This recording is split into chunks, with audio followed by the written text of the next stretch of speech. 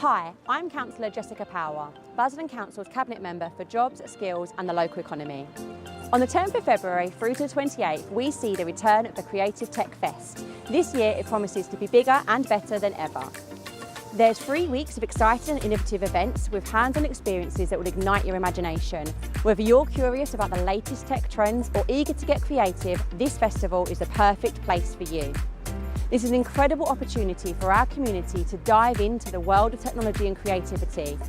It's a chance to be inspired by cutting-edge innovations, learn new skills and collaborate on projects that will shape the future of Basildon. There's a whole schedule of hands-on activities, workshops and inspiring talks taking place across the borough, suitable for businesses and residents of all ages. For more information and to find an event that inspires you, head to the Creative Tech Fest website. You'll find the link in the post text. Don't miss out on this amazing month of opportunities and book your tickets now.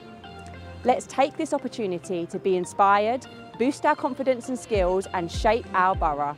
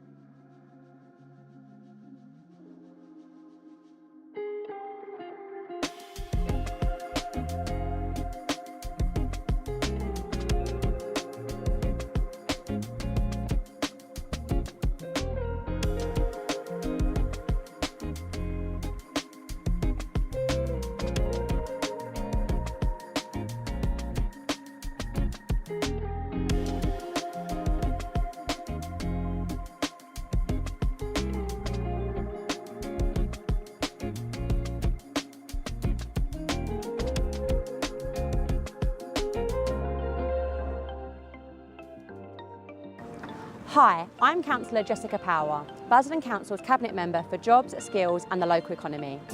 On the 10th of February through to the 28th, we see the return of the Creative Tech Fest. This year it promises to be bigger and better than ever. There's 3 weeks of exciting and innovative events with hands-on experiences that will ignite your imagination. Whether you're curious about the latest tech trends or eager to get creative, this festival is the perfect place for you. This is an incredible opportunity for our community to dive into the world of technology and creativity. It's a chance to be inspired by cutting-edge innovations, learn new skills and collaborate on projects that will shape the future of Basildon. There's a whole schedule of hands-on activities, workshops and inspiring talks taking place across the borough, suitable for businesses and residents of all ages. For more information and to find an event that inspires you, head to the Creative Tech Fest website. You'll find the link in the post text. Don't miss out on this amazing month of opportunities and book your tickets now. Let's take this opportunity to be inspired, boost our confidence and skills and shape our borough.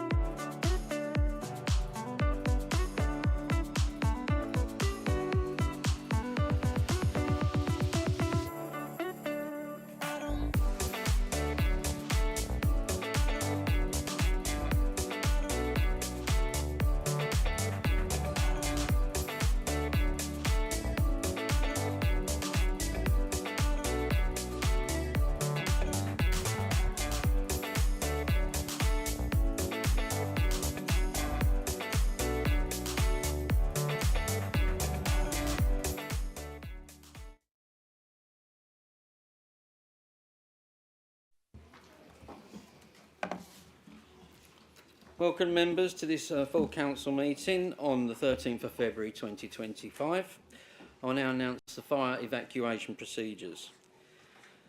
There is no fire drill planned, so if the fire alarm sounds, please follow the committee staff and leave by the exit nearest the large screen at the front of the room and proceed down the fire exit to the courtyard. Once it is safe to return, councillors will receive a text message. Officers will also advise when it is safe to return to the meeting. Webcasting. We are recording the meeting this evening. The webcast will be transmitted live to the Council's YouTube page and will also be available on the Council's website following the meeting.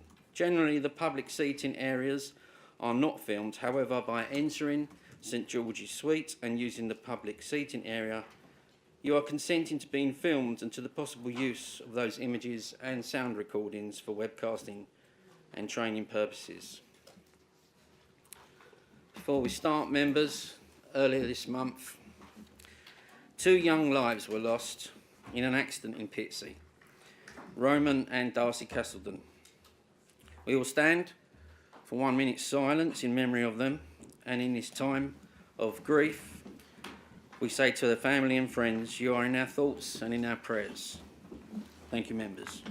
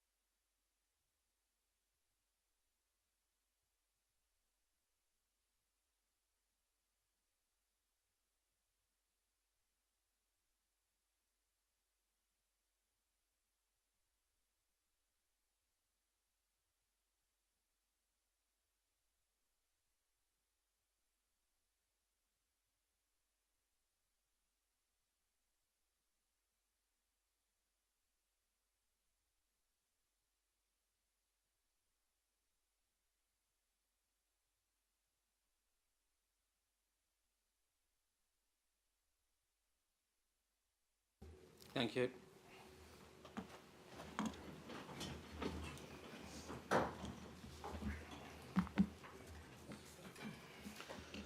Item number 1 on the agenda, apologies for absence. Are there any apologies for absence at all? I have no apologies for absence. Moving on to item number 2, declarations of interests. Before I seek declarations of interest, I wish to draw members' attention to the advice I have received from the Councillor's Monitoring Officer that in relation to item 7 of the agenda, we will consider the report on the budget of the council, budget and council tax. The Standards Committee have endorsed blanket dispensations in relation to members' interest as a council taxpayer or leaseholder for the purposes of these reports. Therefore, members do not need to make a formal declaration of interest on these items. I shall note on other registrable interests for Essex County councillors, but whom will not be required to withdraw. Are there any further declarations of interest? Councillor Ansell. Thank you, Mr. Mayor. I'd like to declare an interest in item 10 on the agenda. This item relates to my disclosable pecuniary interest as a director of a business that operates in the planning industry. So I'll withdraw from the meeting for the duration of that item and I will not vote. Thank you. Thank you to Councillor Ansell. Any further declarations of interest? That's none, thank you. Moving on to item 3 in the minutes. Do I have your agreement by general consent that the meetings of the council meeting held on the 16th of January 2025 are a true and correct record? Agreed. Thank you. Moving on to item number 4, announcements. I would like to remind councillors of my Cockney charity dinner night that's happening on the 14th of March in aid of St Luke's Hospice. If you are free and available and willing to come, I'm sure it'll be a great time for all and we'll be raising money for a very good cause. So just a reminder there, thank you. Do I have any further announcements from the Deputy Leader, Deputy Mayor, Leader of the Council, Cabinet members and Chairman of the committees, licensing, audit and risks, planning, standards, appointments and appeals committees? No. Do I have any announcements from the Chief Executive? Thank you. Thank you, Mr. Mayor. Good evening, everybody. I'm delighted to have been appointed as the Chief Executive of Basildon Borough Council. I'm in my 4th week here and it's been a privilege to take on this role during a time of exciting transformation for Basildon. I'm excited to work alongside all members, all councillors, to ensure that the community receives the service that it deserves. I'm committed to meeting with you all over the next few months so that I can understand the priorities for your areas. I'm committed in ensuring that we have a workforce that delivers. And whilst there has been a period of instability and uncertainty, I'm now here to ensure that Basildon Council continues to provide exceptional services for our residents in future years. Thank you, Mr. Mayor. Thank you very much, and I'd just like to say welcome on behalf of the Council. Item number 5, petitions. I've not received any petitions that have been submitted. Item number 6, action taken in response to motions agreed at the last meeting. There are no updates to note. Moving on to item number 7, the full general fund and HRA budgets and council tax setting 2025-26. Before I invite the Leader of the Council to introduce his report, I wish to advise members of the procedure I intend to follow in connection with this item, which all group leaders have been advised of in advance of this meeting. As has happened in previous years, I intend to allow all group leaders, or in their absence, deputy group leaders, additional time to speak on the items. The leader will have 20 minutes to introduce the report. I will then allow each group leader 10 minutes to speak on the main item rather than the 5 minutes provided in the Constitution. All other speeches will be timed at 5 minutes per speaker. With regards to the budget amendments, I shall ask that these be circulated at the start of the usual break. I will allow sufficient time in the break in order that amendments can also be properly considered by the various groups. I will then ask that they be moved and dealt with when the meeting reconvenes after the break. Speeches on each amendment will be timed at 5 minutes per speaker, including any member moving an amendment. I intend to allow group leaders to move their group's amendment if they so wish, even though they would no doubt have already spoken on the main item. There will be no provision to wind up on amendments before the vote. The debate can then return to the substantive, and any member who didn't speak before the interval on the main report will have the opportunity to do so.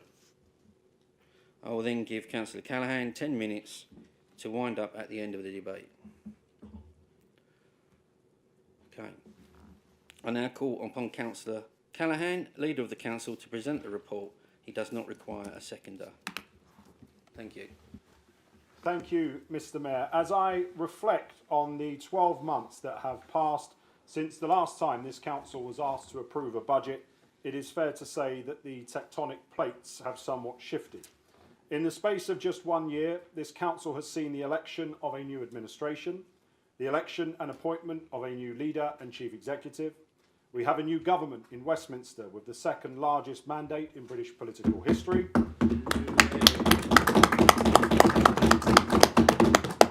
We have seen the election of a populist local MP, and we have had it confirmed within the last 10 days that after 50 years, local government is to be reorganised and Basildon Council to be abolished. For one of those things to happen in a municipal year would be challenging. For all 5 to be happening in 1 year is extraordinary. So it makes the budget setting round even more important. As members, we are not just setting the budget tonight, we are being asked to set the direction for the beginning of the end and the start of a new era for our residents and our businesses. As we do so, we need to reflect for a moment on what the public have been telling us. Why have we reached these series of moments?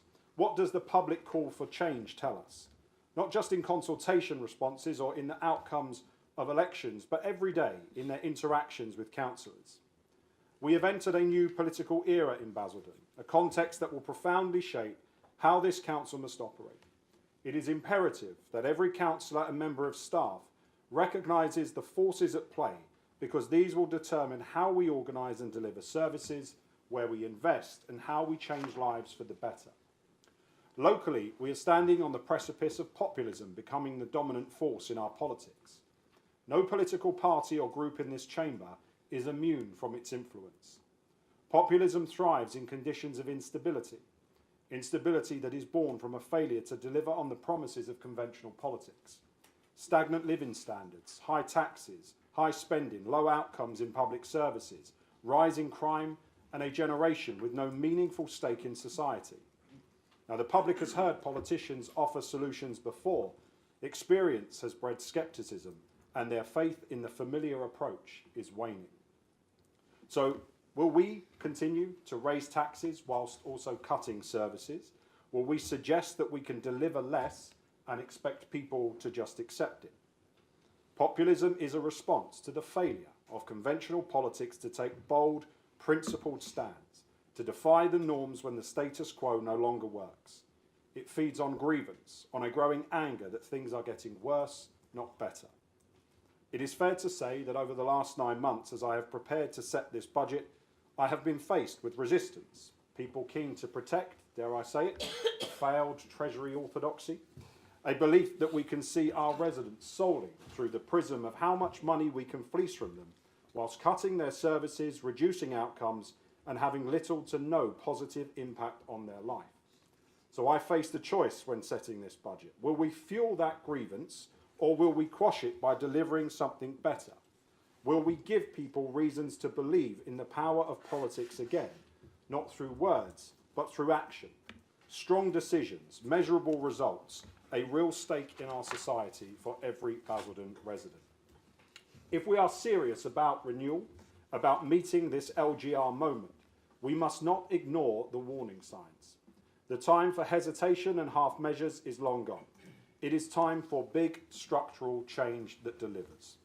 And that is what this administration has chosen to do. We believe in our borough, and that is why this is a people-powered budget based on 5 key aims for 2025. Firstly, this budget delivers on the key promise made at the 2024 local elections. And let me say this as simply as I can. From the week commencing the 28th of April, weekly black bin collections are back.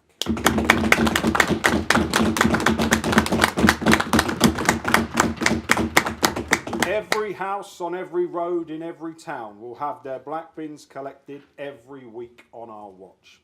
A monumental failure to reform the waste service which left this council with a £2.3 million overspend has been reversed.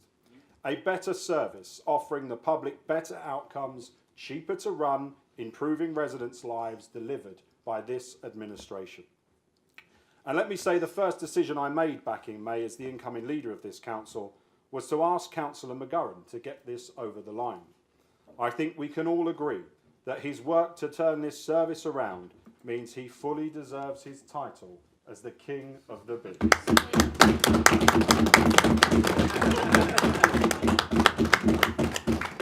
And of course, it was His Majesty that back in July decided to reinstate the crunch service. 5 weekends across all 5 towns, thousands of residents taking to the streets to make use of the service. And so successful was it that I'm pleased to announce that in 2025 and 2026, we will have a further 6 crunch weekends across our borough. And we're not stopping there when it comes to the environment and leisure. We also received £50,000 from the Labour government to invest in enforcement action on fly tipping. Our grounds maintenance services have been protected. Unlike the Tories, we won't cut the service, we'll just cut the grass.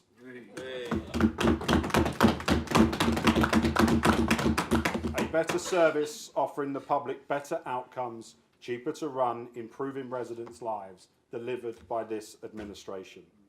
Mr Mayor, as we prepare to leave Essex County Council, we will begin work on exiting the South Essex Parking Partnership too.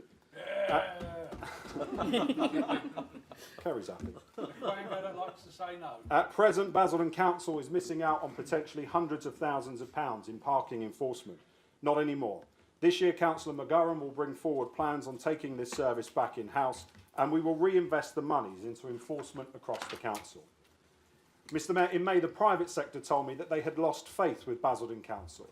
This wasn't a council that they could do business with, particularly on regeneration.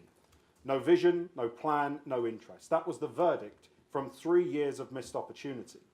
9 months on, and it is a completely different story. Basildon is moving into 2025 with ambition, energy, and a clear vision for the future. Over the next 12 months, we will see a transformation of Basildon not seen since 1949. In May, we will submit the Phase 1 of the Westgate Master Plan, which includes a mix of hotel, retail and residential development. By December, we will submit Phase 1B of the plan, this time bringing forward a new arena and modern office space, adding vibrancy and opportunity to the heart of our town. But that is just the start. Alongside the new Town Centre Advisory Board, work is underway on a full retail strategy for Basildon and Langdon Town Centres. Alongside this, we've already invested £190,000 on improvements to Basildon Town Centre's public realm, including lighting, wayfinding and urban greening. In Pitsea, we inherited a phantom community diagnostic centre, never funded and not real. Thanks to the incredibly hard work of our brilliant regeneration team and the fantastic Pitsea Labour councillors, we managed to persuade the new Health Secretary that the Pitsea CDC should be funded, and we're delighted that work has already begun on site. We're excited to announce that the work on the Eastgate Hospital, the former Debenham site, starts this month, and we have managed to ensure 80% of the work will be NHS appointments, helping to clear the COVID backlog. Meanwhile, Wickford's new supermarket is just weeks away from planning applications being submitted. Mr Mayor, like you, we believe in the power of arts and culture to bring our communities together. Following the success of Creative Basildon, the Museum of the Moon and £250,000 of Arts Council England funding, we'll continue to invest in the arts and culture across our towns. In 2025-26 alone, we will secure more than £2.4 million in grant funding, ensuring that these projects flourish, and this year will also see the launch of a brand new state-of-the-art football hub. Who knows, we may even find the next Niall Quinn and Kevin Phillips on the streets of Las Vegas. We want more than that. Importantly, who's the greatest striker ever to play in the Premier League? Importantly, as we move forward with the Regulation 19 consultation for the local plan in the autumn of 2025, we'll establish a comprehensive infrastructure map to ensure the borough's growth is well supported. Let me be clear on this point. Those who refuse to support building homes for local people because of concerns over infrastructure are making politics small, shrinking it down to the size of their own fears and limitations. This is Basildon, a new town built for returning heroes. Politics wasn't small when Clement Attlee decided to build this new town. In the 76 years since, it has never been deemed impossible to build schools, roads, railway stations, GP surgeries or hospitals. We've built them all. So why in 2025 do some in this chamber act as though it is beyond the realms of possibility to do it all again? Feeding the politics of grievance with your own small-minded ambitions won't achieve the outcomes you think it will. It will only hold us back and diminish the potential of our borough. The people of our borough are looking for bold leadership, not excuses. If our predecessors could build an entire town, we can certainly rise to meet the challenges of today, and if you can't, move on. You will not be missed. So whilst I do believe that the narrative on infrastructure must be confronted and combated far more strongly, I do want to offer greater protections in relation to green spaces. That's why Councillor Brown is launching the Green Guarantee Scheme, giving protective status to every green space not allocated in the local plan. Our message is simple: these spaces will never be built on. On housing, the budget reports the position of the HRA for our tenants. Members will note that we have invested an additional £16 million into the repairs and maintenance of our council properties. This is due to the diabolical state that our housing repairs service finds itself in after 3 years in which the Tories completely lost control of housing. We all know as members that the current performance of this council's largest contractor is not acceptable. Repairs are taking too long and they are botched. So whilst I am investing more in the repairs service, I want to be clear with the public. If drastic improvements to the service have not been made and outcomes improved for residents by Christmas 2025, I will sack Morgan Sindel.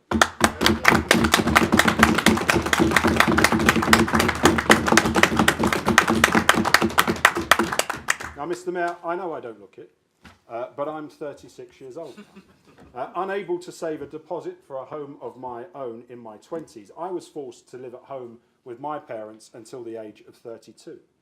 For 10,000 young people in our borough aged between 20 and 34, that is the reality that they face. It is incredibly frustrating. In fact, it is soul-destroying. Putting your dreams on hold, not getting married, not starting the family you dreamed of, never having your friends round on a Saturday night, never feeling like you had a stake in society. It is a national scandal that we have so many young people in this predicament, especially in the southeast of England. We cannot be the first generation in post-war Britain to actively make life harder for the next generation. We need to build Basildon's young people houses, and we need to help them make sure they have access to them here. Our housing developments must deliver for local people, giving them real opportunities to step onto the housing ladder. That is why tonight we are announcing two major policies. Firstly, I am amending the Basildon First Charter, extending the requirement for developers to market homes to Basildon Borough tenants first from 3 months to 12 months.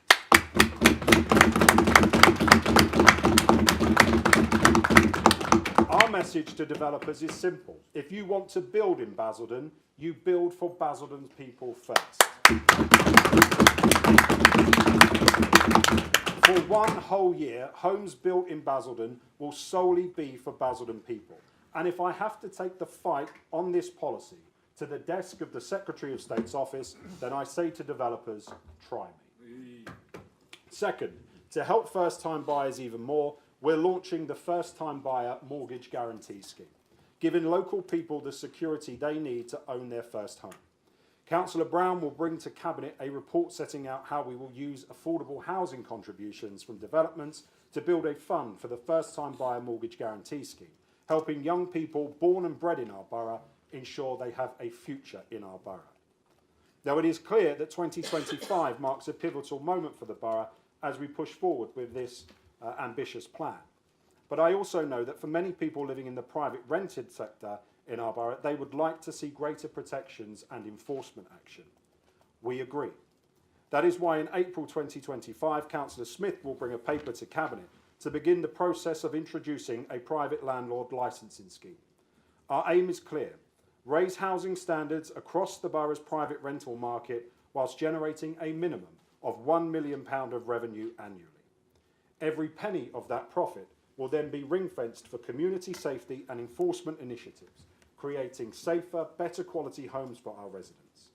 Mr. Mayor, we will be relentless on housing. It is too big a crisis to waste time and to put half measures in place. Since taking office in May, we've made significant progress in securing £16.4 million for affordable housing and infrastructure. This has included over £11 million in funding from the Labour government to deliver 91 new council homes. We're also tackling the cost of living crisis and improving housing quality. We expect to hear this month if we've secured £15 million to retrofit 1,500 homes by 2028, significantly cutting energy bills in our council properties. Tonight, we're launching the Better Basildon Homes scheme. This will include a new, exciting modular housing project delivering 86 temporary accommodation and social rent homes within months, not years, here in our borough. Our HRA build programme has been bolstered by a further £16 million to mean that we will add a further 300 brand new council homes to our stock over the next 5 years. In May, I committed the council to fixing the catastrophe we inherited from Councillor Schrader on temporary accommodation.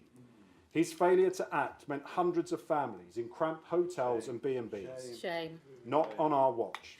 In 9 months, we have invested over £15 million in capital purchases for temporary accommodation, taking families out of unsuitable bed and breakfast placements.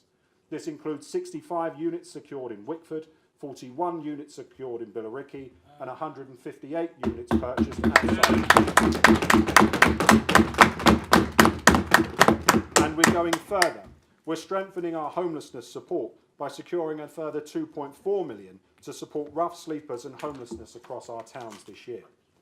Mr. Mayor, we know that right now many in our communities do not feel safe enough. The catastrophic decision of the Police and Crime Commissioner for Essex and the Chief Constable to all but close Basildon Police Station and sack frontline officers has not helped in this regard. Quite how he cannot make his sums add up is a mystery to most, and we must be on standby for further fights with the force's out-of-touch hierarchy in the months to come. But alongside intervening to save the PCSOs, here at the Council we will take bold steps to improve safety, tackle antisocial behaviour and enhance community wellbeing across Basildon. Yesterday, Councillor McGeorge hosted Basildon's first ever Community Safety Summit, bringing together security experts, police and key stakeholders to raise safety standards across all 5 towns of our borough. It was clear from the discussion that the current Community Safety Warden scheme is not delivering the outcomes that the taxpayer requires. However, more does need to be done. As part of the monies I have allocated from the private landlord licensing model, we will explore how we can go back to the more successful community warden model we launched in 2021, as well as invest in new technology and CCTV. One of the most frequent concerns from residents has been street lighting. So we will work with Essex County Council to turn the street lights back on across our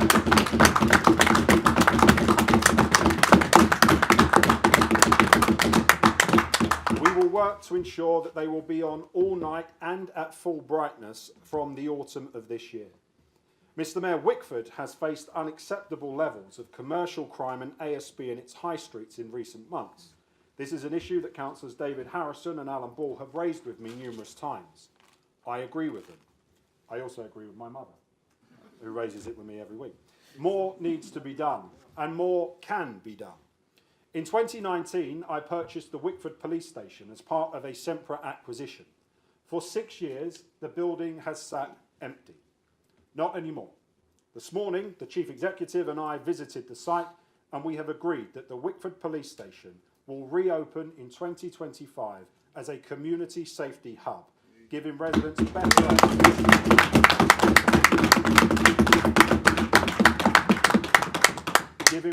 better access to support and enforcement services. In addition, each area committee will also be provided with a fully funded list of community safety proposals, including new CCTV cameras, giving local councillors the power to choose what's best for their areas from the £500,000 pot we are allocating to them once more. Mr Mayor, we're also committed to making Basildon safer for everyone, especially women and girls. This year we've launched the Women's Safety Charter and submitted a bid for a Make Space for Girls project in Gloucester Park and Basildon Town Centre. In Wickford, we're partnering with the Town Council for a Safer Streets bid, which will bring a full-time town centre warden, new antisocial behaviour signage, CCTV and gate inhibitors to Netherden Park to improve safety and reduce crime. We're passionate about keeping Basildon active and healthy, and to support this work, Councillor Ferguson has secured more money from Sport England to support local organisations, help residents stay active. As we prepare for change, we're also focused on supporting our community with their mental health, social isolation and financial hardship. That is why Councillor Yacoub has launched our own social prescribing digital platform backed by £50,000 investment. Mr Mayor, there's also some exciting news for families. The miniature railway at Wat Tyler Country Park will officially open for Easter 2025. Now, our fifth and final promise for 2025 is to back Basildon's businesses. Mr Mayor, with the number of homes we are to build and the number of town centres we are to regenerate in our borough, this will provide jobs for life for Basildon's brickies, chippies and sparkies. But it is also crucial to ensure that we have the next generation of men and women ready to work on the tools. And that is why tonight I am delighted to announce that Councillor Power will bring a report to Cabinet in May to officially establish the Basildon Construction Academy.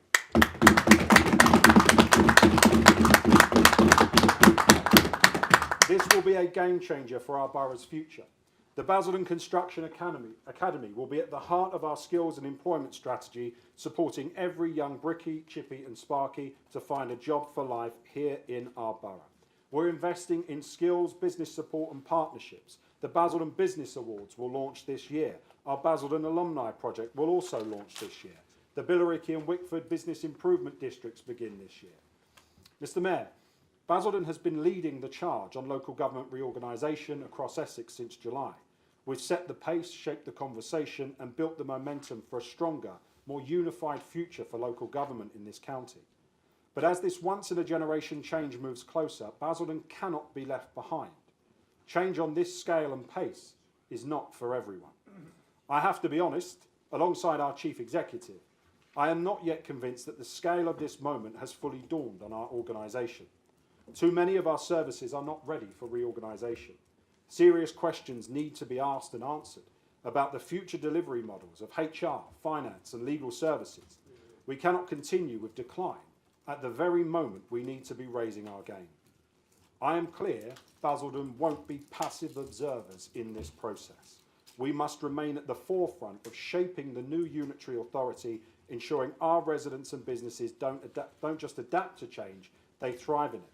So to ensure we remain in control of our own destiny, I am putting £1 million from reserves to support the council's transition. Now, whilst we don't expect to use all of it due to government capacity funding, this provision is a safety net to ensure Basildon isn't playing catch-up while others race ahead. We have led the charge, we won't be left behind now. Mr Mayor, in 1 year, this council has experienced seismic change. We are now standing on the cusp of structural reform not seen for half a century. The abolition of Basildon Council by 2028 is no longer a hypothetical, it is a reality. The future is coming and it is coming fast. Basildon wasn't built on fear of what can't be done. It was built on a view to the art of the possible. I still believe that it is possible to create a Basildon where people feel proud to live. I still believe Basildon is a place where young people see the borough as a place of possibilities to start a family, buy a house and start a business.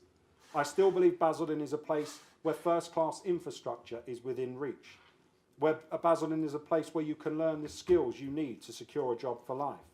I still believe Basildon can be a place where people know their council is on their side. Basildon is brilliant. There is so much good happening across the 5 towns of our borough, and this budget helps to make the place we all live, work and raise our families even better.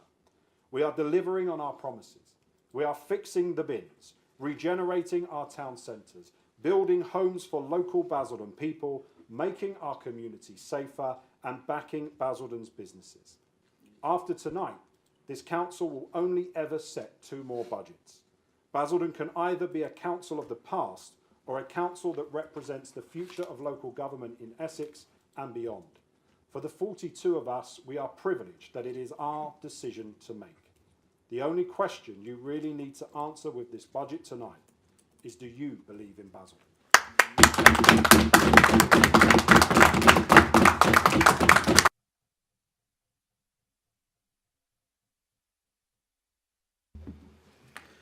Thank you, Councillor Callaghan. The matter is now open for debate. Do I have any speakers? Councillor Baggott. Thank you, Mr. Mayor. The one thing the leader did say that is right is Basildon is a great borough. The towns are a great set of towns. The people are a great set of people. A set of people that have shown over time entrepreneurness, the ability to actually be resilient in crisis, the ability to actually care for people in need. I'm minded when the Ukraine situation first kicked off, Basildon residents were one of the first to start sending relief supplies over to Ukraine. And we can be incredibly proud of the communities that are built around Basildon. That's the only thing I do agree with to an extent, because what we saw there was a smoke and mirrors budget from a smoke and mirrors administration. Because on one hand, he talks about crime and the need to actually address crime, quite rightfully, but then the fact of the matter is the funding for the community wardens has been scrapped, not repurposed, taken away. When you look at what this administration has done in the last 9 months, they've actually done nothing. They've sat there promising things, but they've done nothing. They haven't even sorted out the bins yet. The king of bins, the king of spin, because the bins will be sorted out, but not now. So the bins haven't been sorted out. I had my bins collected on Tuesday, the same service, the same bags, the same process. Nothing has changed. We've seen misdirection, we've seen gaslighting, we've seen smoke and mirrors. He talks about the 2.3 million underspend. He knows full well that that was not related totally to the changes that were made by us in the waste refuse service. And you can laugh all you like, but it doesn't alter the fact that truths are truths, hyperbole is hyperbole. Tell that to the people that are going to have to pay double for their green bins when they were promised that they weren't going to have to pay double for their green bins. The grass cutting, when you have a look at it, it's still the same level of service currently, which they promise more, but actually promising more and then delivering less is still actually less. We've seen cuts to twinning and Basildon side by side, without even the courtesy of informing those organisations that their funding was going to be cut. That's wrong. When I have one of the chairmen of one of the organisations that had their funding cut, ringing me aghast about the fact that he found out via one of the schools where the children are now being deprived from a trip because they can't afford it, and it was the first he'd heard, that is a massive failure of communication and courtesy to our communications. We've seen the play areas, the refurbishment for the play areas across the borough suspended. We've seen play area funding suspended across the borough, so that our youth, the young children of today, can't even go out of their own doors and actually enjoy the areas that they were looking forward to enjoying. We've seen the borrowing at a ceiling for the council. The borrowing of this council is as good as out of control. And why is the borrowing out of control? Because it's the gamble of Councillor Callaghan that devolution will solve all ills, that somehow, when they merge with Thurrock and its huge debt, the government will wipe it all away. It's that roll of the dice on the table, hoping that he will get a 7 rather than snake eyes. It's a massive, massive gamble. So we have the council's finances at a knife's edge, about to go off a parapet. We've had loads of hyperbole about promises and belief. We've had very little delivery and just the promises of more. What I do agree with Councillor Callaghan, and I applaud it, is that Basildon Home should be for Basildon people. And I know that Councillor Callaghan has a very good working relationship with developers and therefore is ideally poised to be able to deliver on that particular promise. But what we need to be aware of is the governance and how we ensure and what mechanisms we put into place that when developers do develop homes, that they are actually for the Basildon people. Because we have seen time and time again in this borough where we have been promised something by a developer and then they've tried to have us over in the fullness of time. We've seen promises about trees being saved and then cut down overnight. For the residents of Langdon will remember that. We've seen promises of Section 106 money, which has never come through. So if we're going to actually ensure that developers build for Basildon people, that there is an enforcement mechanism to ensure that those Basildon people actually move in to the homes that are being promised. And also what we see is the burial fees are of 5%. So once you've actually gone through this tax-ridden Labour administration, you can't even die without actually facing an additional cost to your burial fees. We've seen a government, which the current administration should be in sync with, given that it is their own party, that actually made a promise about employees' national insurance and then have defaulted on it, putting a huge cost to this council in fulfilling that promise. So what we've heard is a lot of hyperbole, a lot of vision, a lot of promise, which is to be applauded, but very little substance, a lot of smoke and mirrors, and what we have is a council financially on the brink of catastrophe. Thank you, Mr. Mayor. Thank you, Councillor Baggott. When members are speaking, please have the courtesy to listen carefully and then you can use your own reply to respond to what they say. Thank you. Okay, any more speakers on this item? Yeah, Councillor. Yep. Thank you, Mr. Mayor. It has been particularly insightful to see the new administration's approach to the budget. Interestingly, I distinctly remember a leaflet published by the Labour Party in their efforts to get the Wickford Independents elected, claiming the council tax was at record levels. Not to be outdone by Labour's fondness for tax hikes, this administration has pushed council tax to a record £304.56 for a Band D property. Let's also not forget the broken promise to reduce the green bin charge to £25 and freeze it for 5 years. Instead, this change is being increased, as promised in this lovely leaflet here. A good example of this burden is the national insurance increase imposed by the Chancellor, which has left this council to pick up the pieces. The government has not fully covered the cost of this rise, meaning the local taxpayer is footing the bill. Had national insurance rates not been raised and the threshold had not been cut, we could have been looking at a council tax freeze or perhaps even a cut. Who knows? The reality my constituents have faced over the past year are cuts to investment set aside for Wickford and Wick Meadows. For example, 15,000 was stripped from the Wick Community Centre, while funding can be found for the Freelands Community Centre, even though officers advise me we don't own the centre.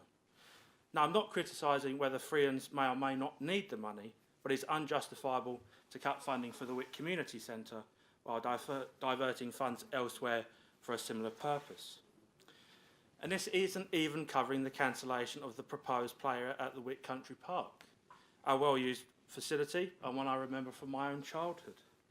That's £80,000 wiped away when, had the administration followed through, children could have had a brand new play area to enjoy by this summer. I'd even push for the additional 20,000 in that 80,000 to ensure it was of the highest quality, but that too has been shamefully taken away. Just between these two cuts, it's nearly £100,000 that's been removed from Wickford. Now, looking at the area committees, we see that more than half of their allocated budget is left unspent, while next year's budget has mostly been swallowed up by the Pride teams. The administration should not be cutting the Pride team funding by 50%. They do excellent work, Meanwhile, the budget for the area committee remains the same as before, despite taking on additional responsibilities such as community group funding, the crunch funding, and now pride teams. Ideally, I would prefer the crunch service to be funded permanently as a core council service. This would ensure, if you do it as an amendment, I'll vote for it. This would ensure it is properly planned, reach all parts of Wickford and the borough, and allows residents to plan accordingly rather than forcing communities to compete for ad hoc services. Now, just thinking back to investment in Wickford, I'm reminded of a debate in 2021 when we were promised a Morrison's supermarket. Instead, we have now an eyesore, thanks to the deal orchestrated by the leader. Despite warnings from Councillor Buckley about serious concerns regarding Morrison's commitment, but perhaps on the Conservative benches we could organise a whip round to buy a copy of The Art of the Deal by Donald Trump. It's only $13.79 in WH Smith's, and if my colleagues won't contribute, £14 is a small price to pay for avoiding leaving that site empty and derelict. What I think the leader should consider is a feasibility study to compulsory purchase the site to deliver a supermarket without flats and bring in a community diagnostic centre similar to the one currently being developed in Pitsea. That would be 2 birds, 1 stone. The feedback from residents on local community forums has been unequivocal. No flats. My proposal would deliver real benefits to Wickford and the surrounding area, especially given that my constituents currently have to travel to Runwell or Billericay just to get a blood test. Finally, Mr Mayor, the administration has failed to consider the true cost of devolution. I know that a document has been shared with the council leadership regarding the financial viability of a proposed merger with Thurrock, and its findings make for sombre reading. We cannot press ahead with a plan that we already know is financially unworkable. Instead, we should allow residents to have their say for a referendum on the proposals for a mayor and unitary authority. A full and open campaign on both sides would ensure maximum transparency and a debate on the way forward. Thank you. Thank you, Councillor Jeffrey. Councillor Yacoub is not present, so I'll go to Councillor Ferguson.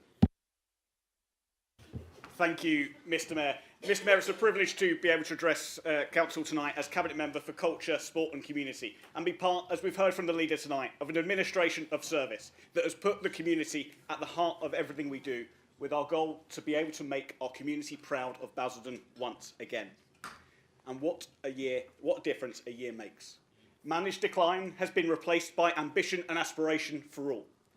And in my own portfolio, that was summed up by the very first question I asked when I was appointed in May. What is the council planning on doing to celebrate our 75th anniversary, one of the greatest creations of that revolutionary 1945 Labour government?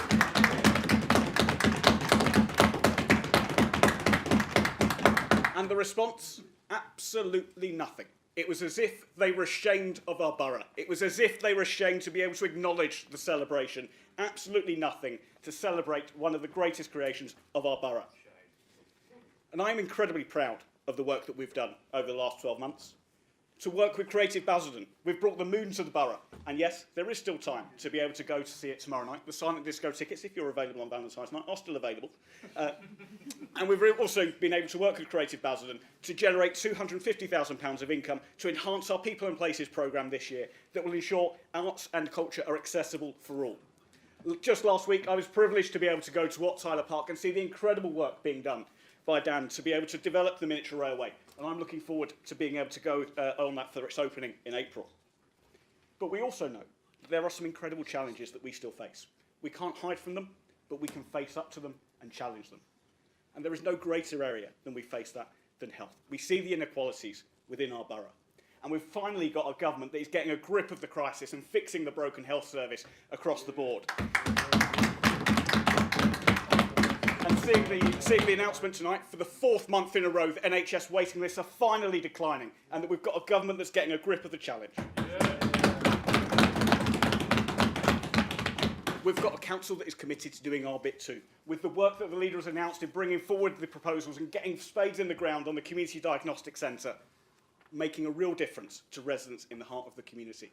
And I particularly want to praise the work of our officers to be able to work with our health partners, to be able to make sure that the Community Diagnostic Centre has got an activity centre fit for purpose that the residents and the members of the Picty Activity Centre can be proud of.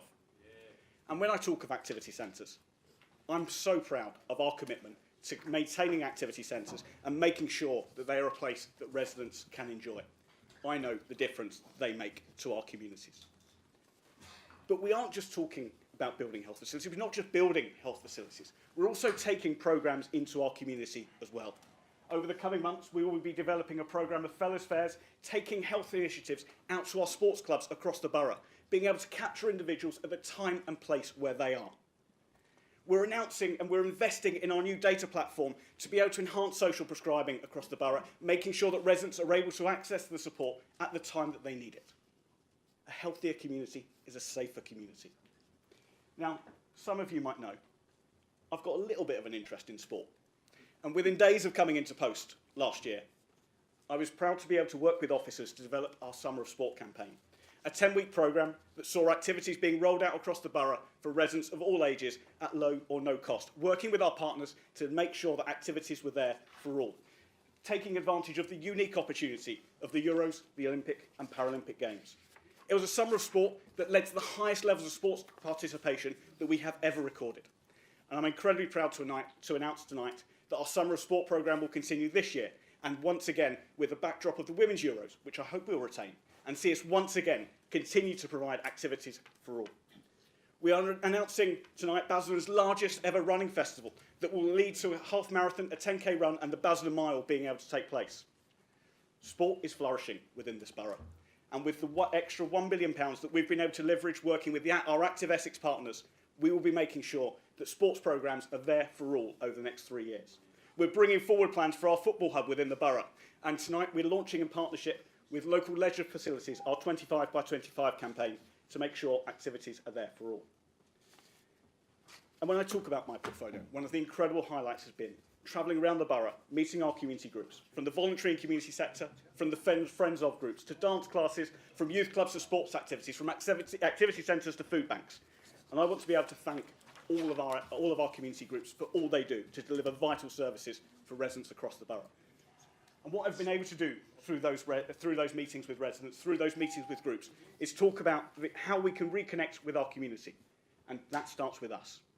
The work that we've been able to do in launching the area committees, ensuring that all 42 members of this council have a real stake in being able to make real decisions that affect residents in their local communities, with funding being attached to them, so that councillors can fund priorities that they want to be able to support.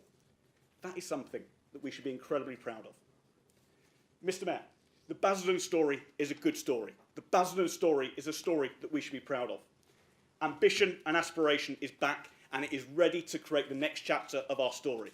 This is an administration facing the future. This is an administration working with residents to shape that next chapter of our story. This is an administration with a budget to deliver on the people's priorities and a budget that I'm proud to support. Thank you, Mr. Mayor.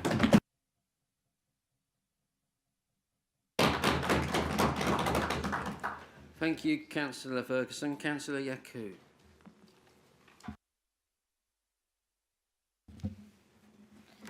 Thank you, Mr. Mayor. We all knew that setting this budget after the financial mismanagement we inherited was never going to be easy. But while councils up and down the country are being forced to slash services, this administration is balancing the books whilst investing in our borough and tackling the biggest budget pressures head on. We're fixing the bins, and it's costing us less than the fortnightly bin collection chaos that the Tories inflicted on us. And while they continue their self-destruction on the hill of recycling rates, clinging to a broken system, we are passing a budget that takes the bins out every week and takes trashy Tory policies out with them. Councillor Schrader once promised to revolutionise housing when he had the brief. Instead, his failure to tackle temporary accommodation pressures meant the only thing he revolutionised was his ability to fail in record time. That's what I would call gaslighting, Councillor Bagger.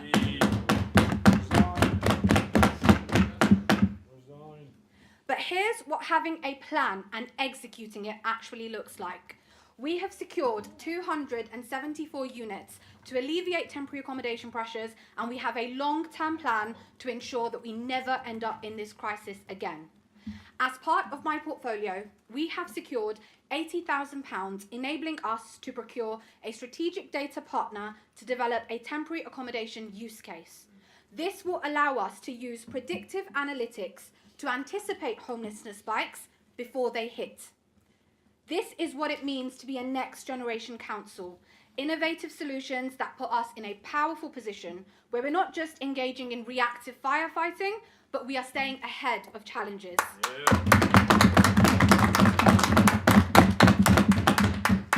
And whilst the previous administration fled from all things technology, as if it was a Windows update they kept on postponing, we are leveraging innovation to transform how we serve our residents. So let's delve into the numbers. In just my portfolio alone, we have secured over £500,000 in new grant funding, with more in the pipeline to come. This includes the £80,000 to drive data-led improvements in temporary accommodation, £300,000 from HSO and Microsoft to expand on our digital transformation, covering software, staff training, and IT infrastructure. We've secured £7,000 from Microsoft's AI Readiness Grant, £15,000 through the Cyber Assessment Framework, because as we advance, security must advance with us. And we have won an additional £146,000 in PropTech funding to create a GIS-based digital platform, making planning data more accessible. We have saved £100,000. I'll try to. We have saved £100,000 through the implementation of AI within the council's translation service, offering a more intelligent solution for residents and replacing an out-of-date and costly service. Every pound that we secure for local taxpayers is a pound that we've invested in smarter, stronger services.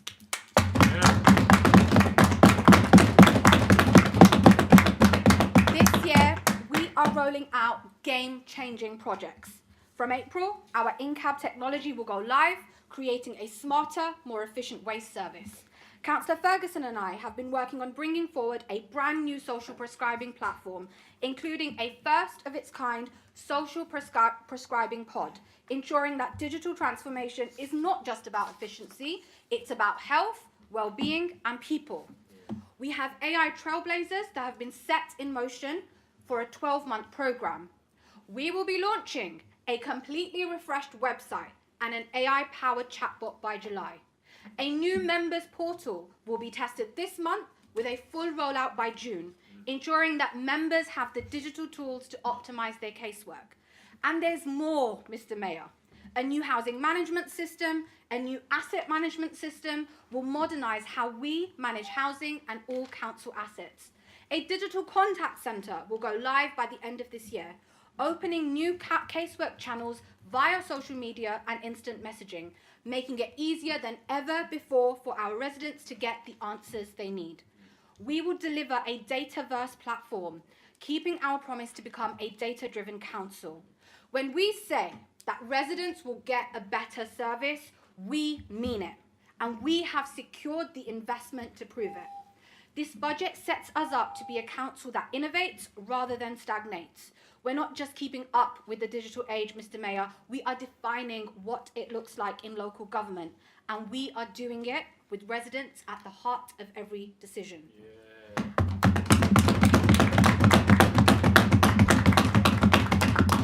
Our digital transformation and AI readiness project will unlock £2 million in savings as set out in this budget, all whilst putting Basildon on the map as a trendsetter. Mr. Mayor, I am proud of everything this budget delivers. Thank you.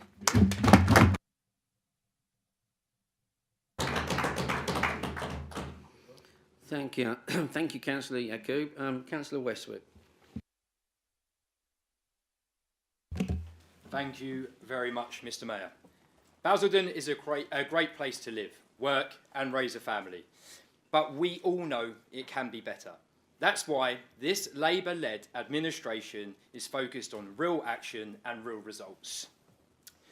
we have set out 5 clear priorities: fixing the bins, regenerating our town centres, building homes for local Basildon people, and making our community safer, and also backing Basildon businesses. In just a short time, we've already made real progress. Every resident deserves a clean and reliable waste service. That's why we promised to bring back weekly black bin collections. And just a little heads up to the opposition. Save the date, the 28th of April.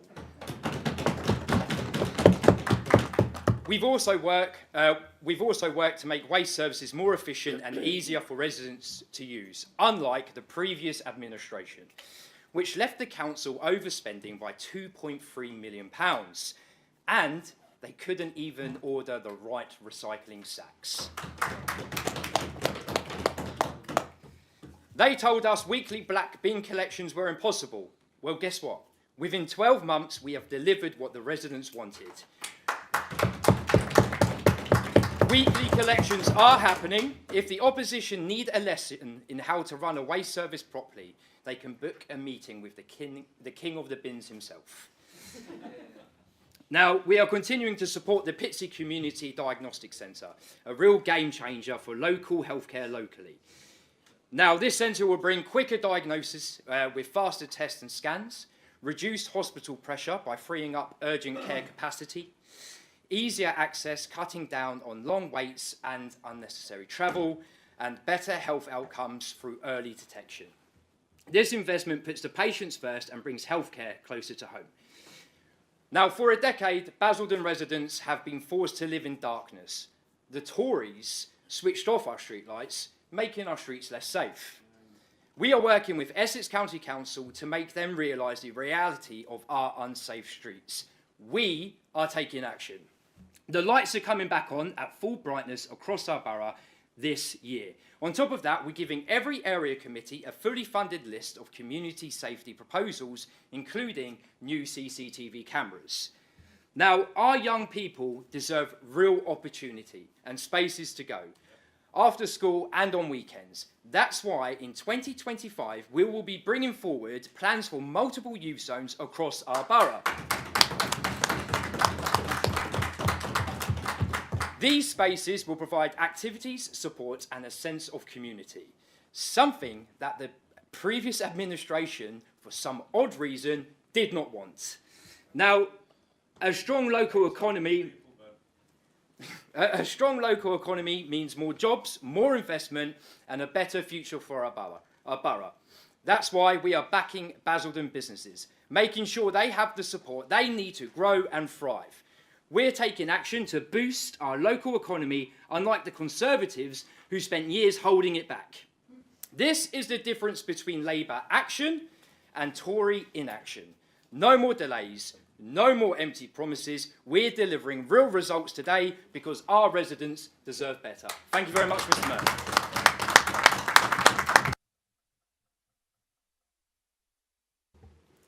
Thank you, Councillor Westwick. Councillor Schrader.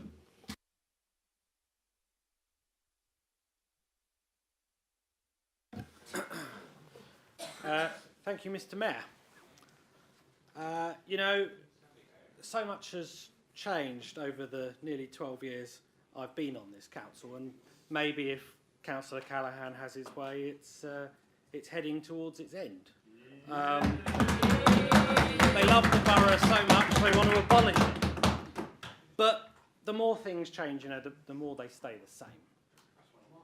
Some things, Mr. Mayor, do remain reliably consistent, like a Labour budget.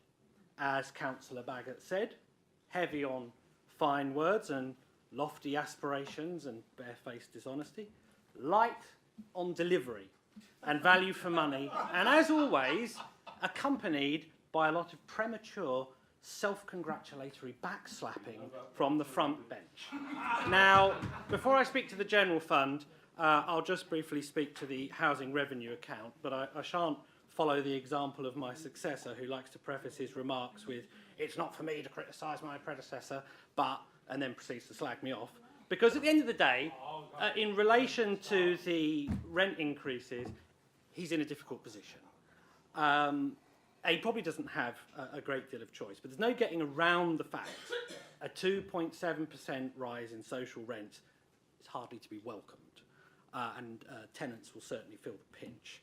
I also see, despite my plaintiff pleas, Safe and Sound has been scrapped. I had a love-hate relationship with that scheme, it must be said. I've not been coy about saying I found it a slog and frustrating, and almost as soon as I started I understood why no one had tried before.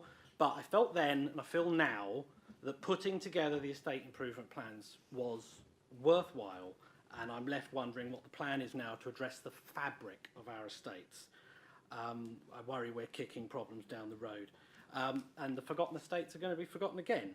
I would also caution against over-reliance on modular homes. When Sanctuary took over Swan's modular housing stock, they were far from complementary. So again, we run the risk of storing up problems for the future.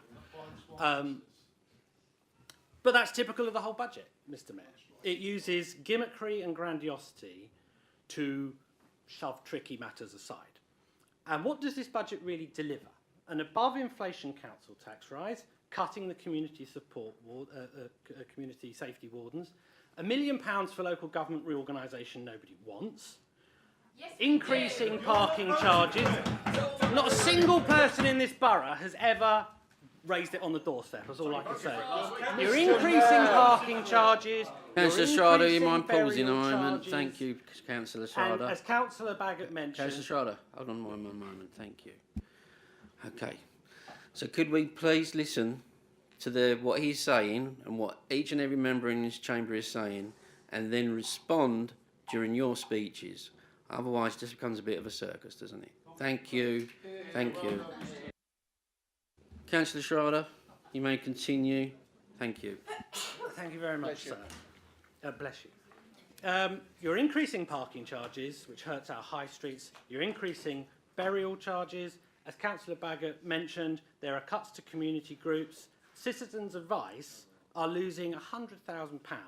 They co-located in this building, and even with all the challenges faced by residents, with cuts to winter fuel, cost of living, you've cut what I'm told will amount to 10% of their total funding. But easily the most terrifying element of this budget, and the main reason I won't support it, is the precarious debt position. Indeed, I shan't put him on the spot, but I suspect it's taken the 151 officer to the limits of his endurance and what he's prepared to sign off. I note the mid-term financial strategy still has £2.4 million of unidentified savings and efficiencies. That's a not insubstantial sum of money to be left in the budget unidentified. Meanwhile, our reserves by 2026-27 are positively anaemic. The business rates equalisation reserve is particularly low, and that's supposed to be our safeguard against businesses defaulting or the loss of a large local employer, like, God forbid, Ford's. Mr. Mayor, this is not a balanced budget. It's a budget that leaves us dangerously over-indebted. It places a heavy burden on hard-pressed residents. It indulges in fancies and fripperies at the expense of our communities, and does so on the wing and a prayer that come local government reorganisation, their mate Angie will clear the credit card and wipe the debt when we're merged with bankrupt Thurrock. But there's no such thing as council money, government money, only taxpayers' money. And by hook or by crook, it is the taxpayers of this borough that will pick up the tab. For one thing does remain a constant. Eventually, Labour always run out of other people's money.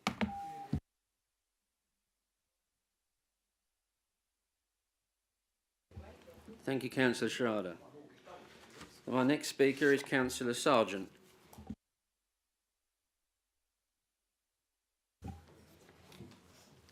Thank you, Mr. Mayor. Ever since the Labour group took control of the council with support from their loyal band of independents, they've constantly heckled the Conservative group. Well, give us a chance and then it'll be our turn next year, hopefully. Next year. They've not been cancelled yet. A hike in council tax, increase in rents that will only affect 30% of residents who are not on benefit, Who will pick up the slack for the huge rent and council tax arrears that will increase because residents' pockets are stretched to the limit?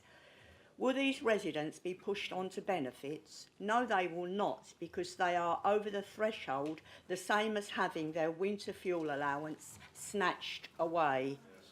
Having read the Cabinet Member Services and Efficiencies report, this budget does nothing for our community-minded residents and volunteers who deliver projects and services over the borough for a fraction of the cost of public services. It covers a list of budget cuts made to community group funding, affecting a considerable number of projects and services caught up in the cost of living crisis, when external funding has become increasingly difficult to obtain as external funders are hit by government cutbacks. In May this year, 4 scrutiny committees were set up: Overview, Resource, Policy and Community. These committees meet monthly to scrutinise performance and services, but for some reason not the Community Engagement Committee. They've met just for once in January to discuss sanctuary housing. Why was that? When the Cabinet Member report on efficiencies and savings cut budgets and ceased funding to voluntary community groups. Councillor Ferguson, why did you not bring these proposals to be scrutinised at the January committee while we were sitting there twiddling our thumbs? It would have given these groups the opportunity to speak for themselves and question the cuts. These cuts have resulted in £100,000 cut to the activity centre budget without proper consultation with the centre users, or an explanation which they fear could result in the closure of activity centres. Funding of £10,000 per year to Basildon Side by Side was ceased, whose main aim was to increase community cohesion vital to our diverse communities. This is not a conversation. Please let the member finish her speech. Thank you. Thank you, Mr Mayor. Cease funding of £12,000 to Basildon Twinning, who over many years have flown the flag with French and German counterparts, where excellent partnerships have grown and produced many projects, particularly for our young people, valued at far more than their £12,000 budget. An example of the cut is to the Greenstead Primary School Twinning project, Never Forget. The funding cuts have caused the school a shortfall of over £3,000. The school are calling to help to fund the shortfall to allow the children to attend the trip. I call on you, Councillor Ferguson, to reinstate the twinning funding. The CAB budget has been revised down by £100,000 per year, a service that helps residents manage debt and seek much needed advice. What will happen to all those residents badly needing advice on rent, council tax, winter fuel, food, general cost of living problems?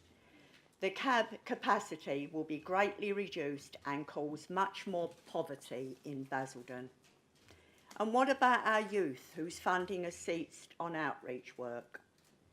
Maybe the youth home will be resurrected. Well, I think that's been spoken about this evening. But maybe from Councillor Callaghan, who's probably got a few £1 million in his back pocket. Excuse me. The community. Come on, Mr Mayor, that is not appropriate. Lindsay, what are you going to do about that? Shouting. What are you going to do about that? Councillor Brown, thank you. Right. Is there anything to be done? Report anything you wish to the monitoring officer? Not at this moment. Thank you. We do it officially through the right Absolutely tracks. unbelievable and unnecessary. Unbelievable. You should be embarrassed. Thank you. That is concluding that. All of you. Councillor McGowan, thank you. Calling this council into Councillor disrepute, McGowan. you should all be embarrassed by that. Councillor Brown. Shame. Disgraceful. Absolutely disgraceful. Any thing you wish to report to the monitoring officer after the meeting, you may be perfectly entitled to do so. At this moment, we will continue with the debate. Thank you. She's calling this council into disrepute and this leader into disrepute. She should not even be in this chamber. Completely embarrassing.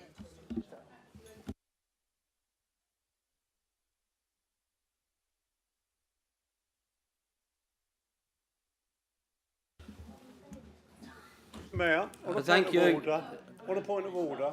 Point of I order. don't know which number it is, but I'd like to move that the councillor who made that statement be no longer heard. So I think that's outrageous. I might not agree with Councillor Callaghan on some things, but suggest something like that to another member of this council is the most outrageous thing I've heard since I've been a member of Basildon Council. You've only got qualified privilege.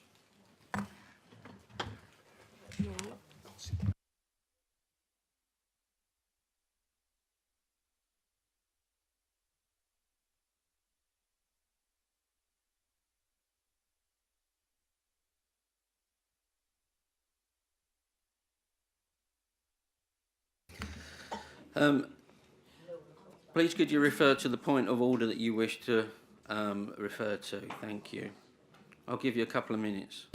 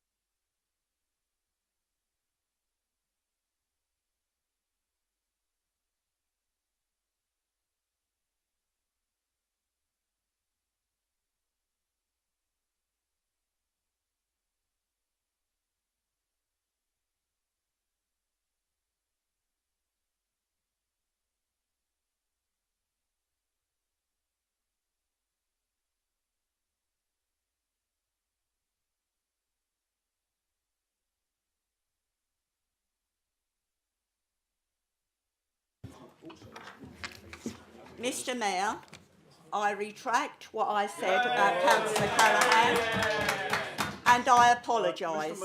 I did not mean That's out of order until you have answered me on my point of order. And I would like to carry on.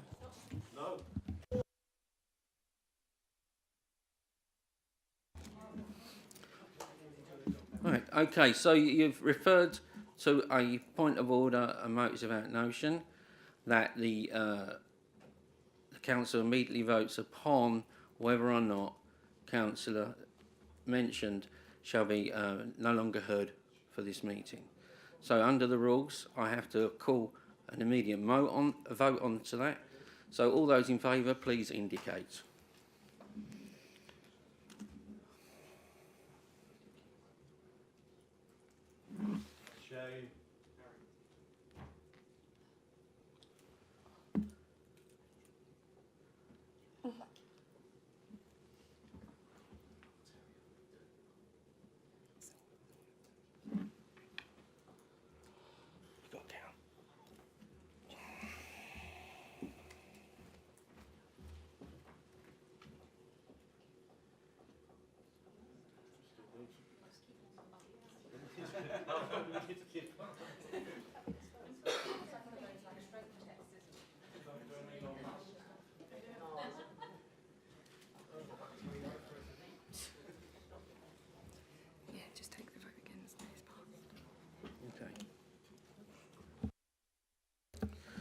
All those against?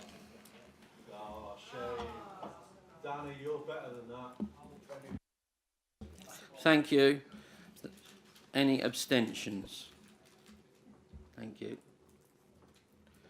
That motion has been passed, and so for the duration of this meeting, you may no longer contribute to the debate. Thank you, Councillor.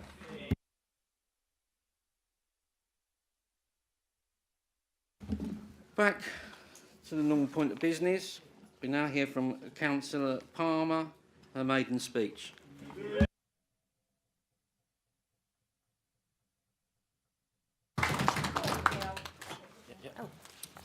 My glamorous assistant. Thank you, Mr. Mayor. I'm delighted to be making my maiden speech today to welcome this budget and speak about the vital improvements we're making in arts, culture and sport across Basildon, all matters close to my heart, and why this matters so much to families in Pitsea South East. We've been clear from the start. Our communities deserve more opportunities, not less. Over the next year, we're bringing in over 2.4 million in grant funding to support arts, culture and sport across the borough.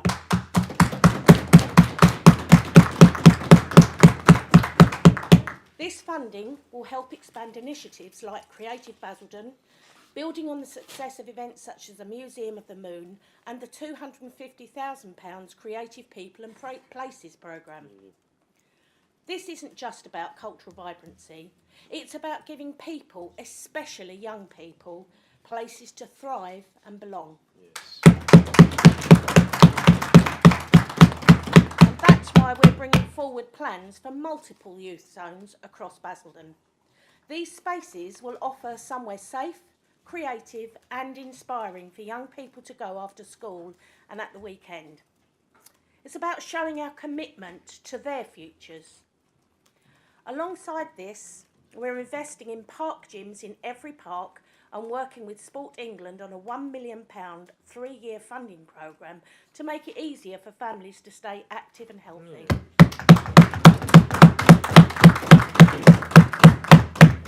Initiatives like these are not just good for physical health, but for mental well-being too.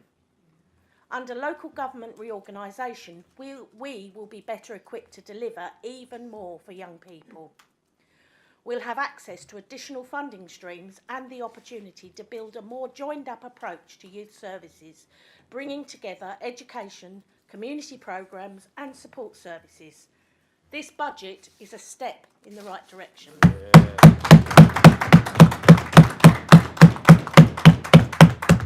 It prioritises our young people, enhances community spaces and builds on things that matter most to the families in Pitsea South East. I urge my colleagues to back this budget. This is an investment in our borough's future. It's an investment in our children and in stronger, healthier communities. Yeah.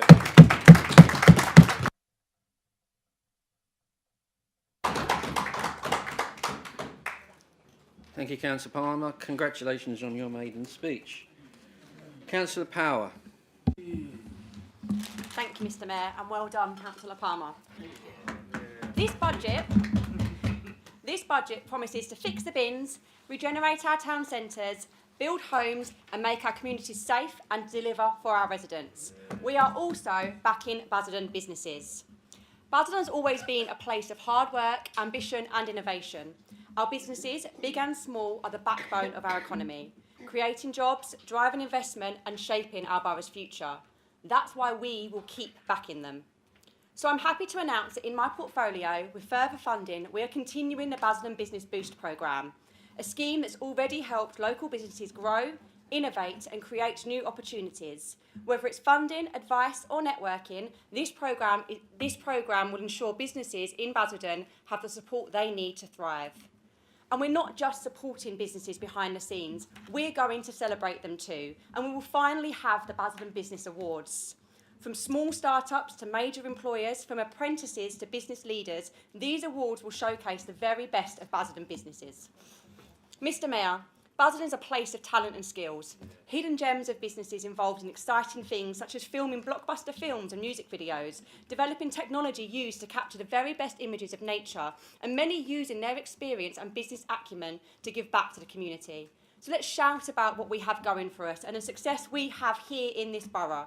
Let's change the narrative that people from Basildon amount to nothing. Let's talk about how great we really are. Yeah. The Basildon alumni will shine. The Basildon alumni will shine a light on those that have gone on to great success to show what is really possible. Basildon is home to 7,580 businesses that employ over 93,000 people. We've got major players like Ford, New Holland and Leonardo leading the way, and we're backed with an ever-growing economy of entrepreneurs, innovators, diversifying the business landscape. But we can't take all of this for granted. Businesses need the right people with the right skills, and that's where we need to step up. We know there are skills gaps across industries, especially in construction and engineering, and this will become ever present with the great plans that we have for regeneration and the building of quality homes in this borough.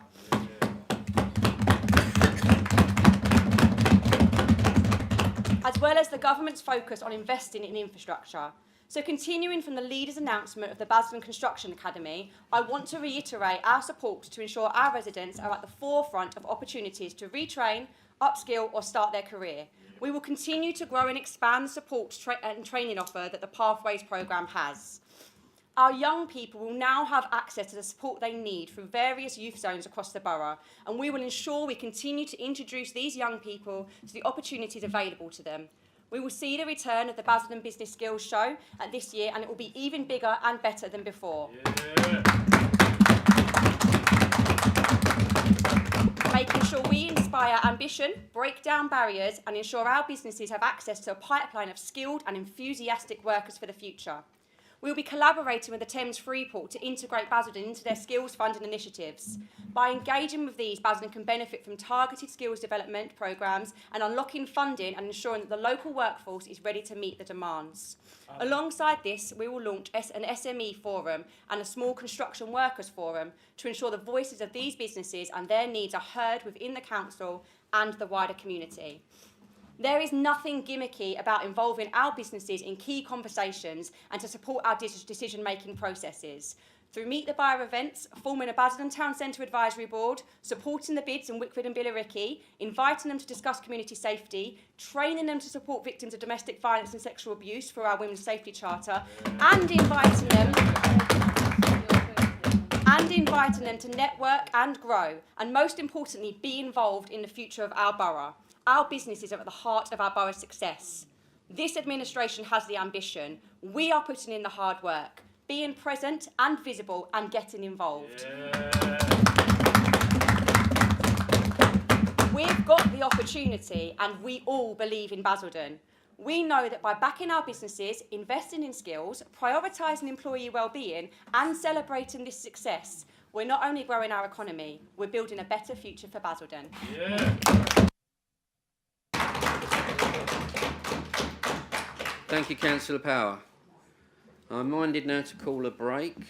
We have more speakers on the list for after the break, but during the break we'll have the amendments circulated for groups to look at. Okay, so I'll now call for a 20-minute break. Thank you.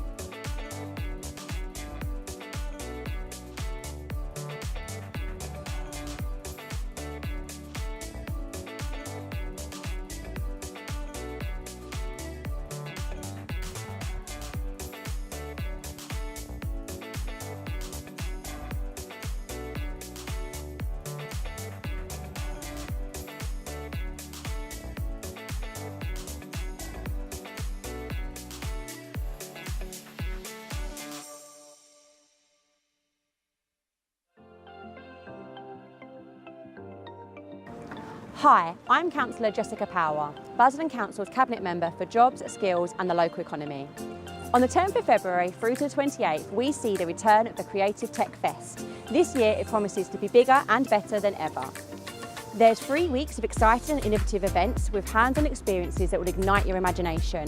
Whether you're curious about the latest tech trends or eager to get creative, this festival is the perfect place for you. This is an incredible opportunity for our community to dive into the world of technology and creativity.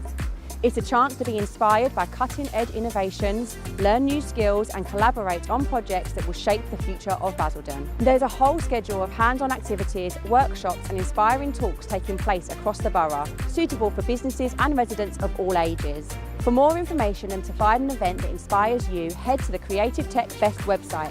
You'll find the link in the post text. Don't miss out on this amazing month of opportunities and book your tickets now. Let's take this opportunity to be inspired, boost our confidence and skills and shape our borough.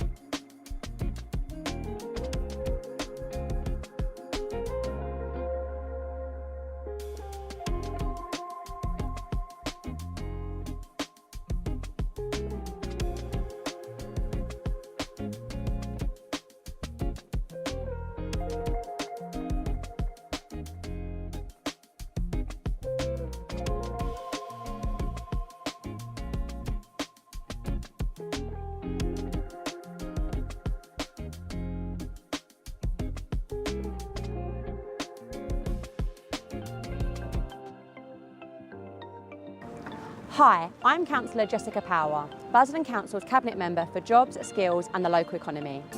On the 10th of February through to the 28th, we see the return of the Creative Tech Fest. This year it promises to be bigger and better than ever. There's 3 weeks of exciting and innovative events with hands-on experiences that will ignite your imagination. Whether you're curious about the latest tech trends or eager to get creative, this festival is the perfect place for you. This is an incredible opportunity for our community to dive into the world of technology and creativity. It's a chance to be inspired by cutting-edge innovations, learn new skills and collaborate on projects that will shape the future of Basildon. There's a whole schedule of hands-on activities, workshops and inspiring talks taking place across the borough, suitable for businesses and residents of all ages. For more information and to find an event that inspires you, head to the Creative Tech Fest website. You'll find the link in the post text. Don't miss out on this amazing month of opportunities and book your tickets now. Let's take this opportunity to be inspired, boost our confidence and skills and shape our borough.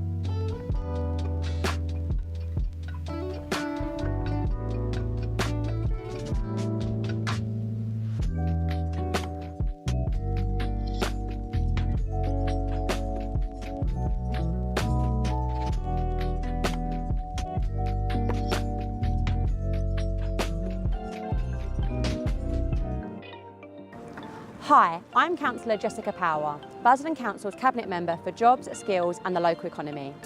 On the 10th of February through to the 28th, we see the return of the Creative Tech Fest. This year it promises to be bigger and better than ever. There's 3 weeks of exciting and innovative events with hands-on experiences that will ignite your imagination. Whether you're curious about the latest tech trends or eager to get creative, this festival is the perfect place for you. This is an incredible opportunity for our community to dive into the world of technology and creativity. It's a chance to be inspired by cutting-edge innovations, learn new skills and collaborate on projects that will shape the future of Basildon. There's a whole schedule of hands-on activities, workshops and inspiring talks taking place across the borough, suitable for businesses and residents of all ages. For more information and to find an event that inspires you, head to the Creative Tech Fest website. You'll find the link in the post text. Don't miss out on this amazing month of opportunities and book your tickets now. Let's take this opportunity to be inspired, boost our confidence and skills and shape our borough.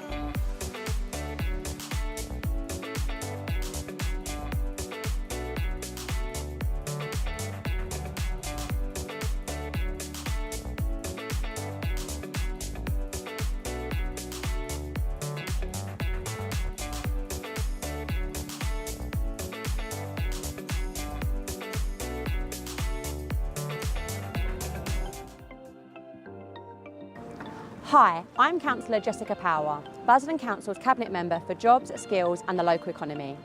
On the 10th of February through to the 28th, we see the return of the Creative Tech Fest. This year it promises to be bigger and better than ever. There's 3 weeks of exciting and innovative events with hands-on experiences that will ignite your imagination. Whether you're curious about the latest tech trends or eager to get creative, this festival is the perfect place for you. This is an incredible opportunity for our community to dive into the world of technology and creativity. It's a chance to be inspired by cutting-edge innovations, learn new skills and collaborate on projects that will shape the future of Basildon. There's a whole schedule of hands-on activities, workshops and inspiring talks taking place across the borough, suitable for businesses and residents of all ages. For more information and to find an event that inspires you, head to the Creative Tech Fest website. You'll find the link in the post text. Don't miss out on this amazing month of opportunities and book your tickets now. Let's take this opportunity to be inspired, boost our confidence and skills and shape our borough.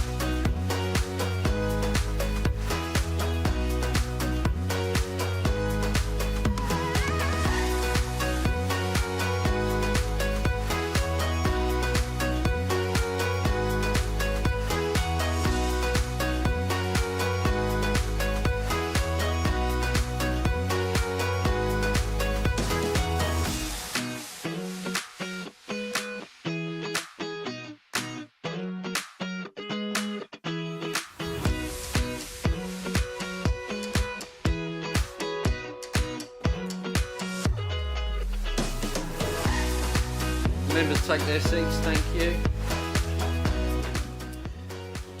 Continue on with the debate. Now call upon Councillor Emma Callaghan for her maiden speech.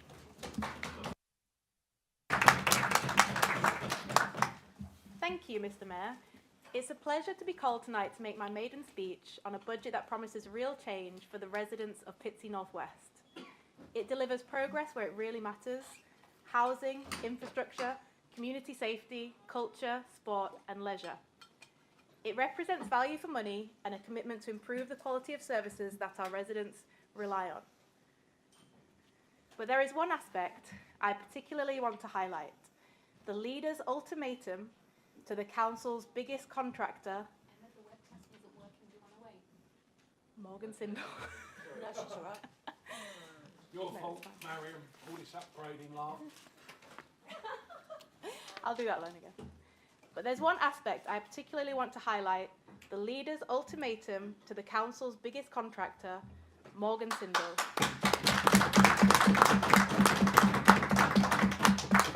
Tonight we have heard it in plain English. Dramatically improve your repair and maintenance services by Christmas this year, or we will sack you. As the chair of the Performance Scrutiny Committee, I've seen the figures, the reports, and most importantly, the feedback from residents. And frankly, it paints a grim picture.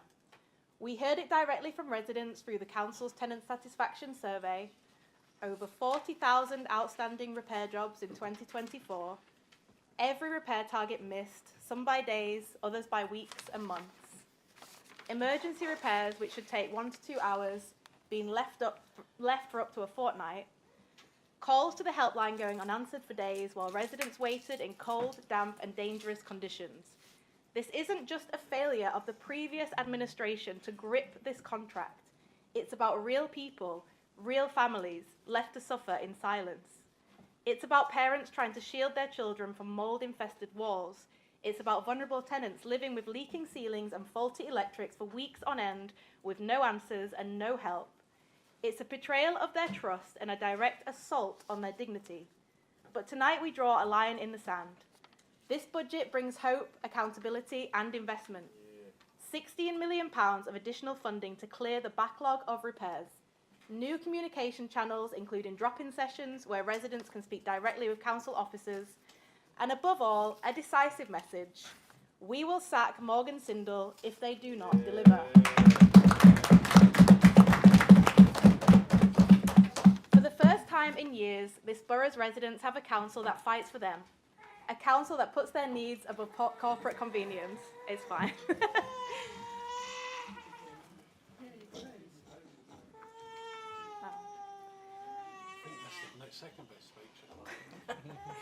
This administration stands for everyone across the borough, not just those in the north of the A127, from Pitsea to Laindon, Wickford to Billericay and every community in between. We never saw the Conservative administration stand up to our biggest contractor. They allowed Morgan Sindall to mark their own homework, reporting high satisfaction rates every month without scrutiny, while residents were ignored and left to suffer. Well, those days are over. This administration believes in something better. We're taking action, holding people accountable and delivering change. Not in 5 years, not in the distant future, but here and now. Yeah. Because when residents speak, we listen. When there's a problem, we act. And when promises are made, they will be kept, like we have seen with the return to weekly black bins. Yeah. Promises made, promises kept, lives changed for the better. It's what happens when you elect Labour councillors.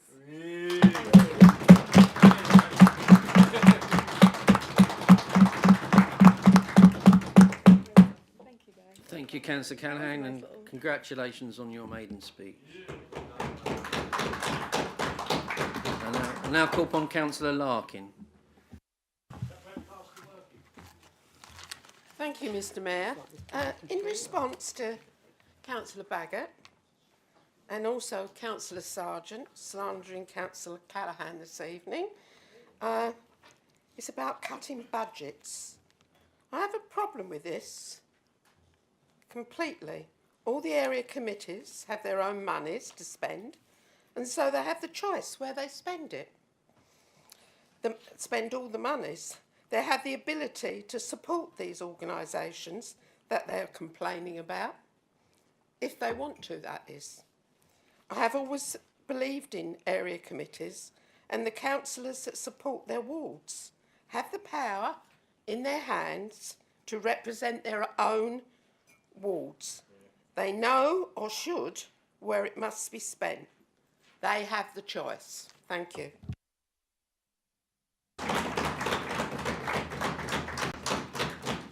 Thank you, Councillor Larkin. Councillor Harrison.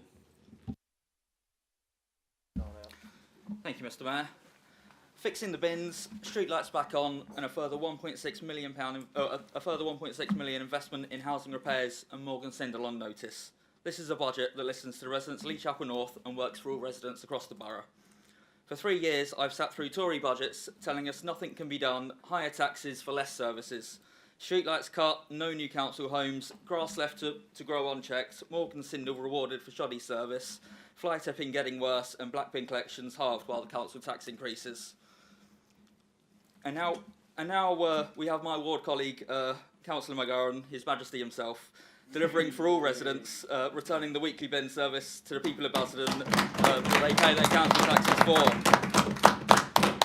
and fixing the mess of the recycling system that Councillor Blake inexplicably rushed through just before Christmas last year, despite the year before, despite knowing full well that the recycling bags were not fit for purpose and the infrastructure was not in place to implement his chaotic system. And because of this, we've been burdened with a £2.3 million overspend on our waste collections team. We're not given the support they needed to keep up with the demand. This administration is delivering the #1 promise from the election last year and fixing the bins. Residents of Lee Chapel North raised streetlights with me more than any other issue, with the exception of fly tipping.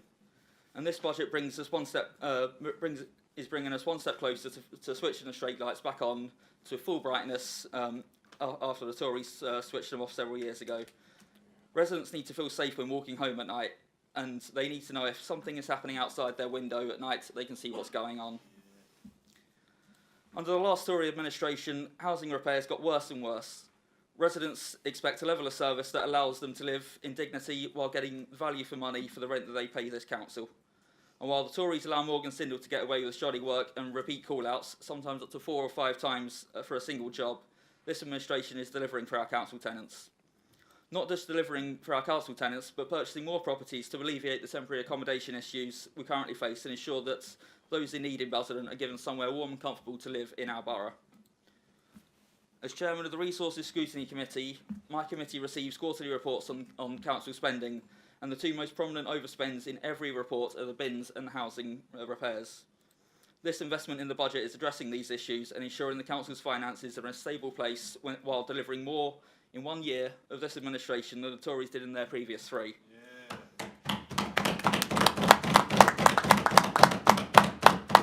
This is a budget that works for the people of Basildon after years of managed decline. Let's never go back to the Tory decline. Let's move Basildon forward and ensure that all our residents see the difference they voted for in May last year when we wiped the Tories off the map in Langdon, Basildon and Pitsea. Let's build a Basildon that's fit for the future.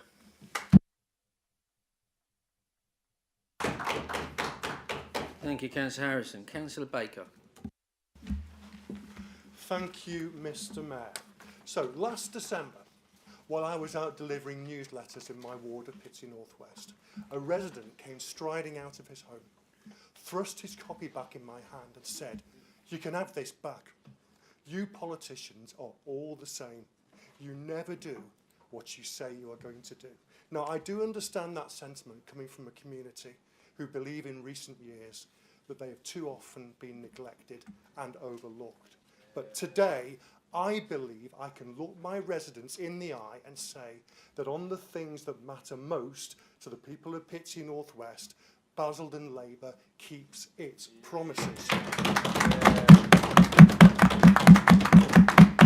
Because with this budget, we are delivering on their top priority and our top priority: fix the bins.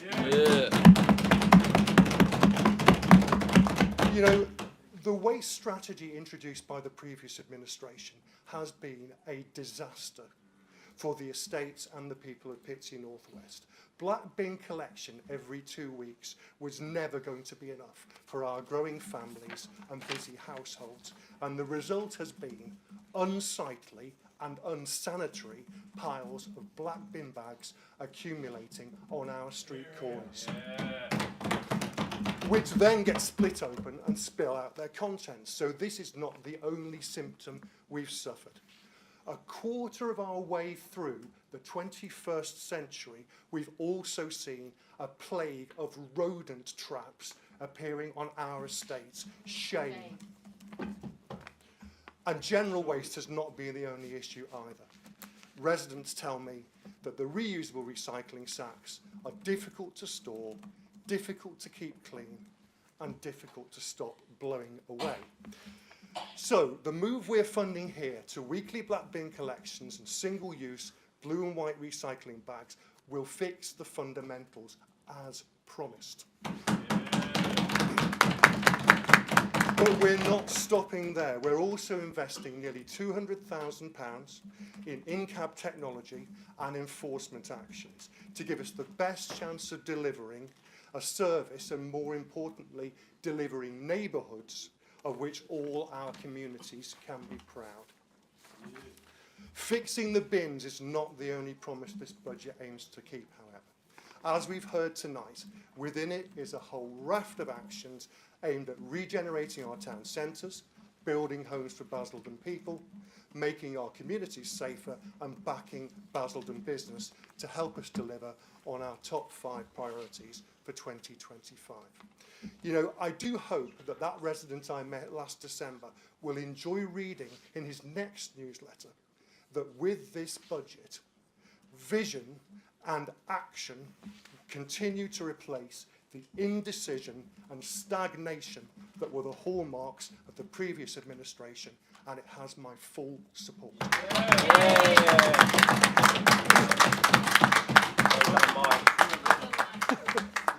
Thank you, Councillor Baker. Councillor Barnes.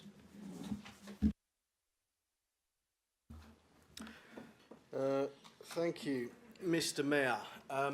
I'm going to read this off of my phone. I hope you'll forgive me, but I realised last time my speech, when I read it off there, all you could see was the top of my head, and I'm worried about blinding the members opposite.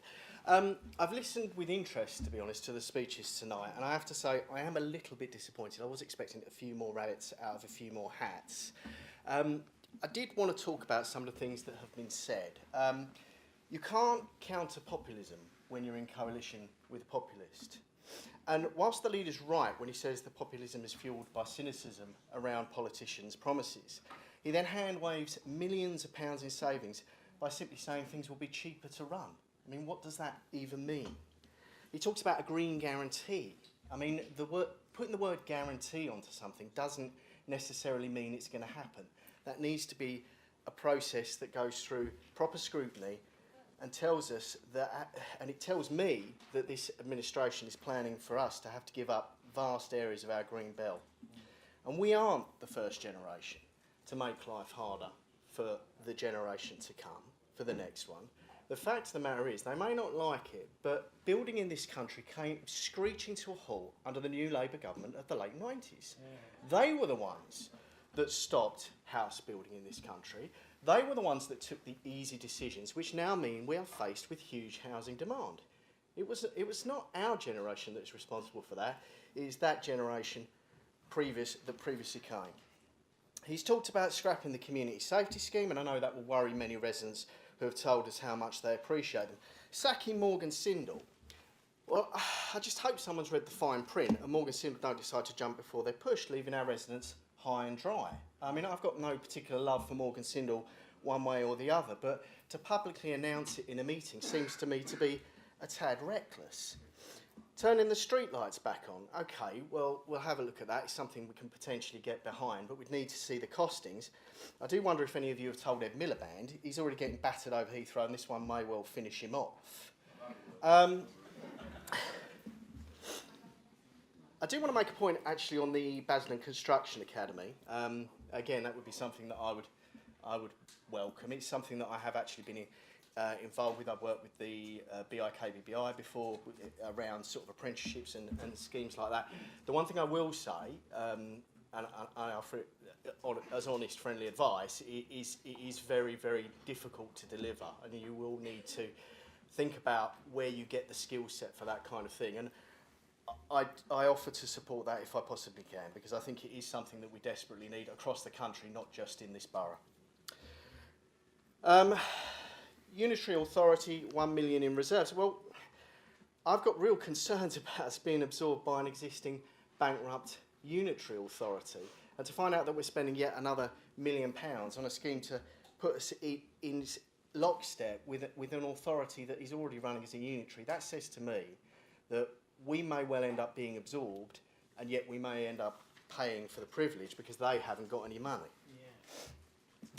This Labour administration always seems to struggle with numbers. They think that 23% of the vote constitutes a majority, and the budget decisions are just as questionable.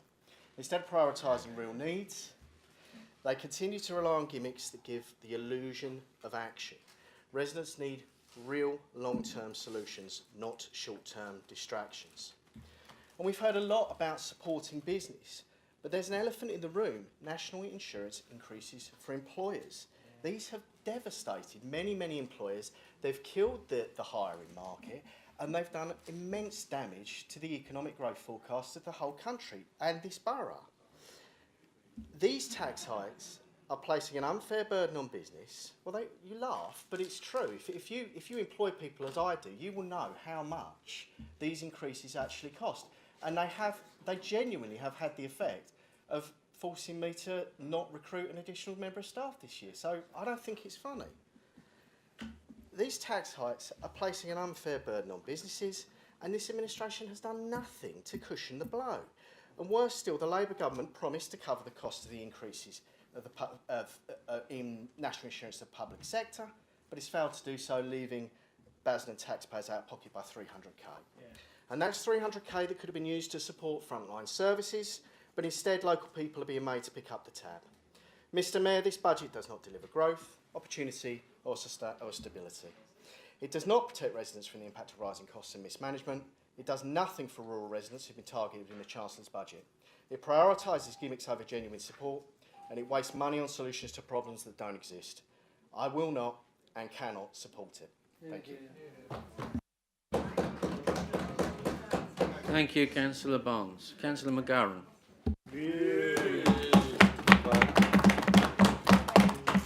There was a surprise. I've got something of a confession for you tonight, which will come as a surprise to my parish priest because he's been waiting for me to make a confession for quite a while, and apparently he's been looking forward to it, but I'll get round to it. I took some persuading to come back to Basildon politics, and the reason I took some persuading, Adele Brown was very persuasive, Gavin had his moments as well, was that I didn't want to be sat over there watching you lot over here do what you do best, nothing. Yeah. Absolutely jack. So I can't tell you what a pleasure and a privilege it's been to be part of this administration delivering, actually listening to what the residents said and acting on it. Councillor Baggett said, in terms of the bins, nothing's changed. Where have you been, Andy? Nothing's changed. It took the fella to your right 2 years to come up with a system that was absolutely rubbish, and then you couldn't admit it was absolutely rubbish. You pretended the sacks were brilliant until the good folks of Basildon donned smocks and pitchforks and came after you, and then you pretended you'd ordered new sacks when you hadn't. Oh, yeah, that's the reality of it. I think you said something about young people not enjoying where they live. It was hardly a surprise that young people or old people or anyone didn't enjoy where they lived when they looked like, you know, and I use the phrase third world. That's unfair. Most of the third world is actually fine and people do the best. This was self-inflicted municipal vandalism and put our residents in actual, the health in danger. So, you know, don't pretend that the system was working. It wasn't, right? You're talking about the crunch. Someone talked about bringing the crunch back, us funding the crunch. Well, what you forget is you abolished it. And one of the most popular things I did immediately was reintroduce it. And next year, we're going to see it on a regular basis again, funded by the area committees, which is as it should be. You go on and on about, like, obviously Conservative Central Office send you some memos or something, because it used to be everything was the train driver's fault. Now everything is the National Insurance rise fault. Right? For the second time today, I'm going to say this. You sound like Virgil van Dijk last night complaining about the referee and Ablaye Doucouré celebrating in front of the Liverpool fans. You know what? My only criticism of Ablaye Doucouré was he didn't celebrate enough in front of the Liverpool fans. Thank you, Kevin. I appreciate that. I appreciate that. There's, you know, in terms of the bins, some serious concerns have been raised about recycling rates. I echo that, and we will do everything we can to raise awareness, education, etc., and enforcement to make sure we keep the recycling rates up as high as possible. But there's a bigger picture. My brief is environment and leisure, and the environment of our areas was a disgrace. So, you know, let's face it, that was the reality. We're fixing it, and we're fixing it come April the 28th. And I'd like to thank James Hendry at the back there.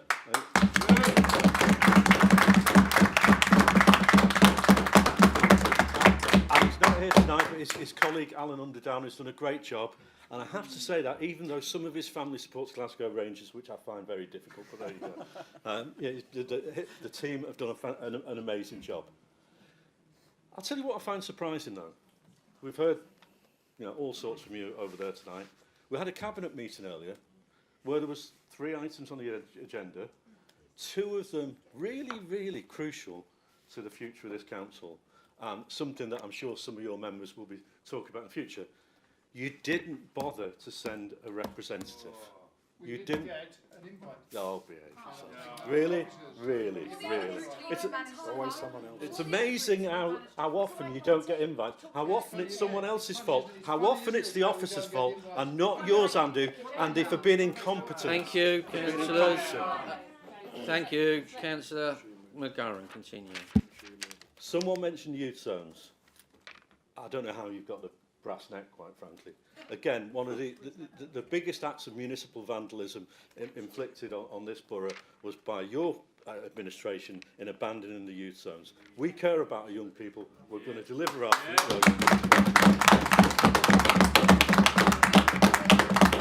think it was Councillor Barnes. I'm almost there. I think Councillor Barnes referred to the reserves.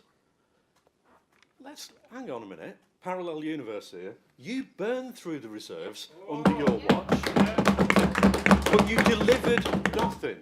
What this administration stands for, it's 3 words. It's simple. Try and remember these: vision, ambition, and most importantly, delivery.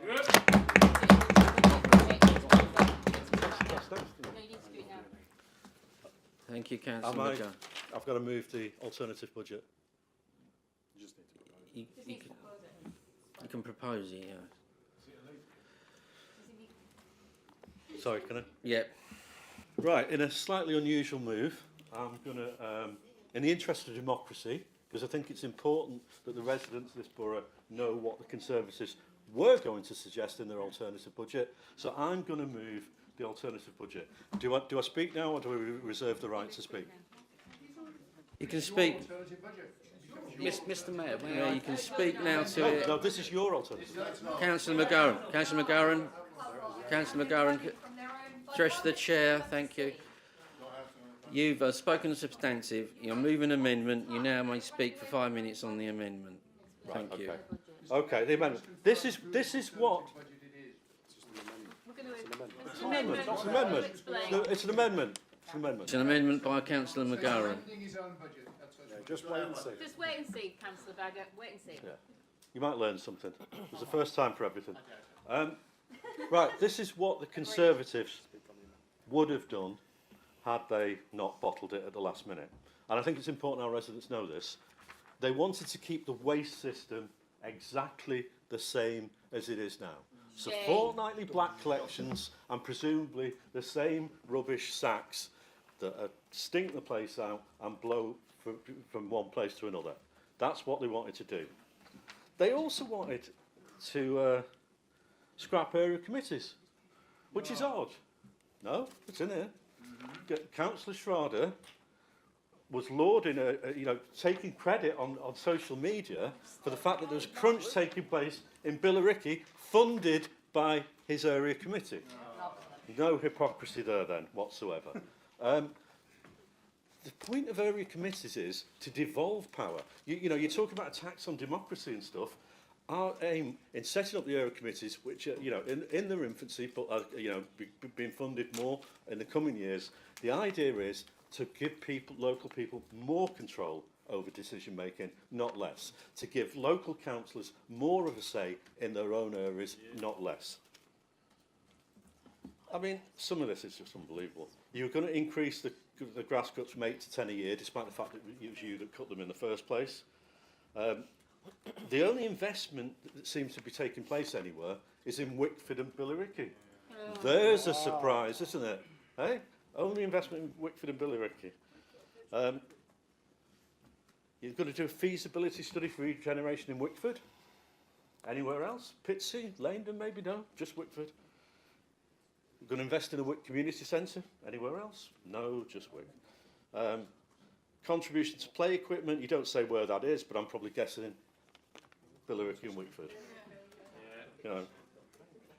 You're going to scrap, I've mentioned scrap area committees. This is a joke, quite frankly. The whole thing is a joke. Is this the level of your ambition? And it's typical of the previous Basildon Conservative administration. There's lots of things you want to stop, but very little you want to do. Where's the big idea in this? Where's the vision? Where's the ambition? There isn't any. So I would congratulate you on one thing. the fact that you didn't actually bother to bring it to the meeting tonight, because actually it's embarrassing. So I would, whilst moving it, I won't be voting for it. You'll be surprised to hear. Thank you. Councillor McGowan, do you have a seconder?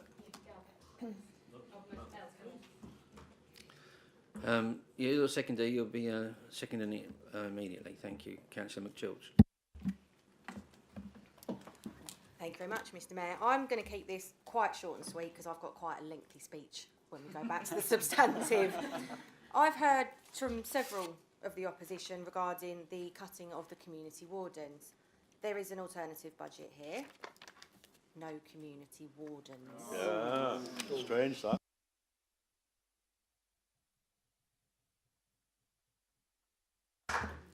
As an aside, at this point, the cameras are being worked on. Audio is clear, so everyone is aware that the audio is clear across and everyone can hear us, but someone is helping working on the cameras to make them correct. So, do anyone wish to speak on the amendment? I have Councillor Callaghan, Gavin Callaghan.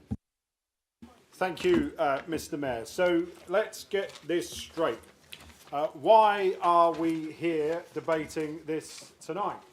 I'll tell you, because for the last few months, the finance officers have been locked in rooms with the shadow cabinet member for finance, who's not asked me a single question all year about finance, but they've been locked in a room to come up with an alternative budget that they could present before the people tonight, so that we could see a clear contrast between our plan for the Basildon Borough and their plan for the Basildon Borough.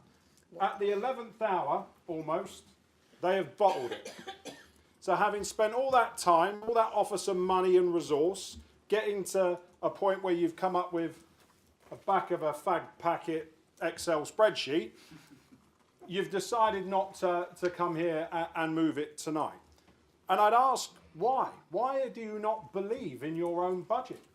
Why have you not got the minerals to come and stand up here tonight and tell us? And I tell you for why. It is because they are a complete rabble.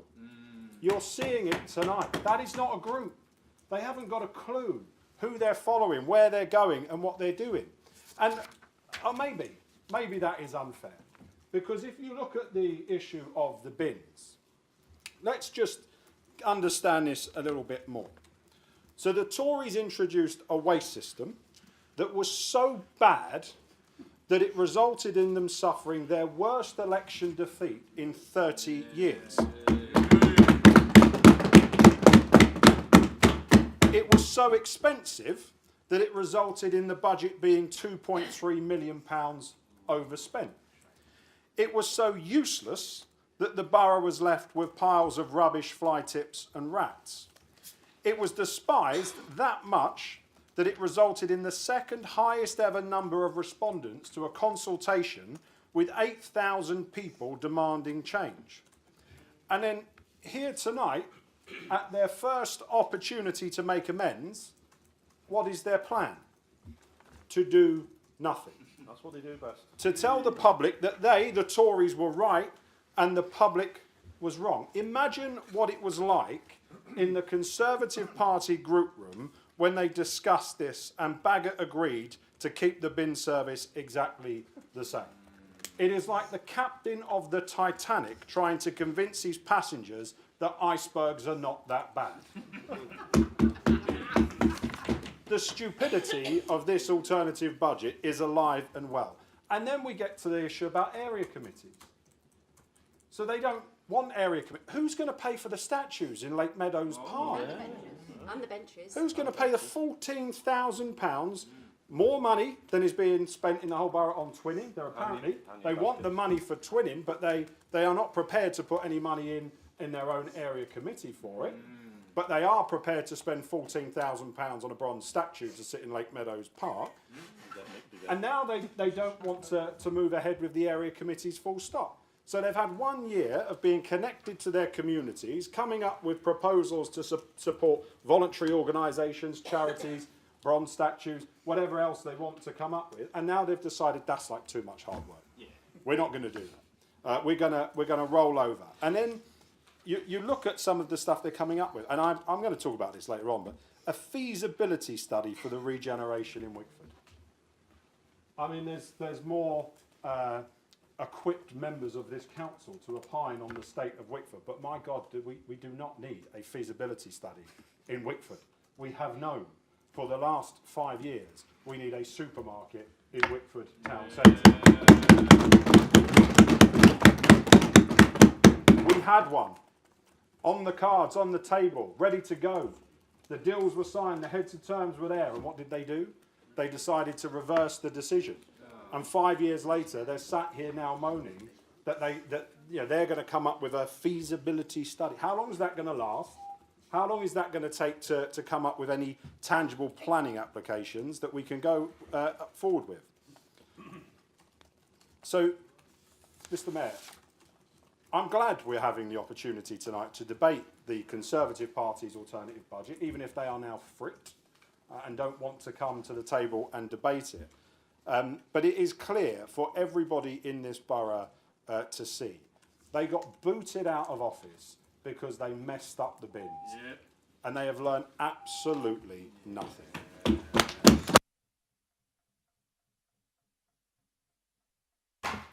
Thank you, Councillor Callaghan. Councillor Smith.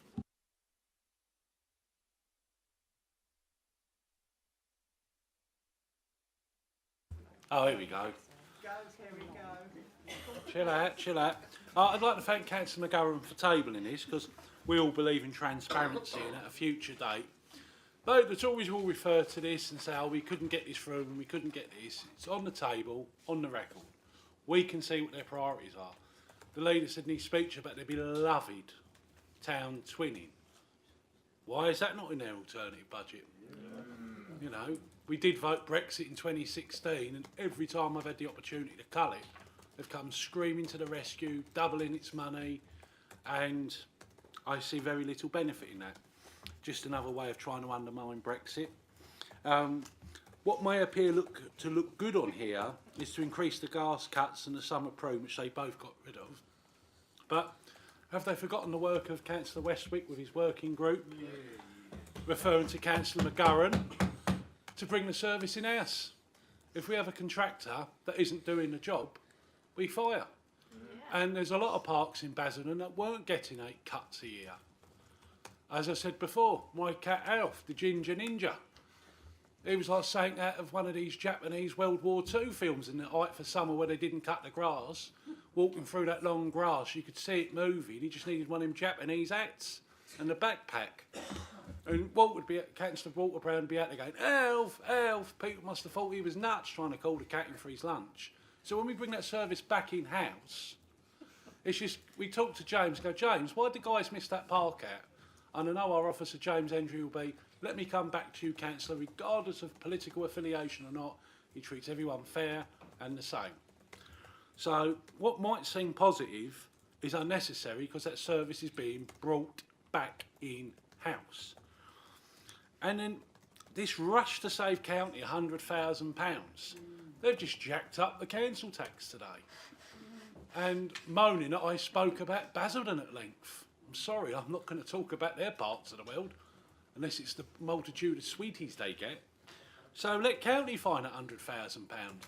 They give it to big, and they had a big budget bigger than Northern Ireland, a state in America, and they want to mug us for £100,000 for a service they should be providing. So in short, I thank Councillor McGovern, because it also puts on the record, because we have had this debate at a later date when people have forgotten a year from now, and the Tories go, well, actually, Gavin's trying to bring back the bins, and we can say, no. I remember the May 2021 elections, I'm out putting me leaflets for the county elections on a nice sweet old dear saying, I've got this Conservative leaflet. Kerry, they're saying, you're pro-fortnightly bin collections. And I went, do you remember that campaign I ran in 16 to stop them when the Tories tried it then? She went, oh yes. So they're lying in their leaflet, and I went, you got it, girl. And she went, right, I'll have your poster. So it's handy to have this.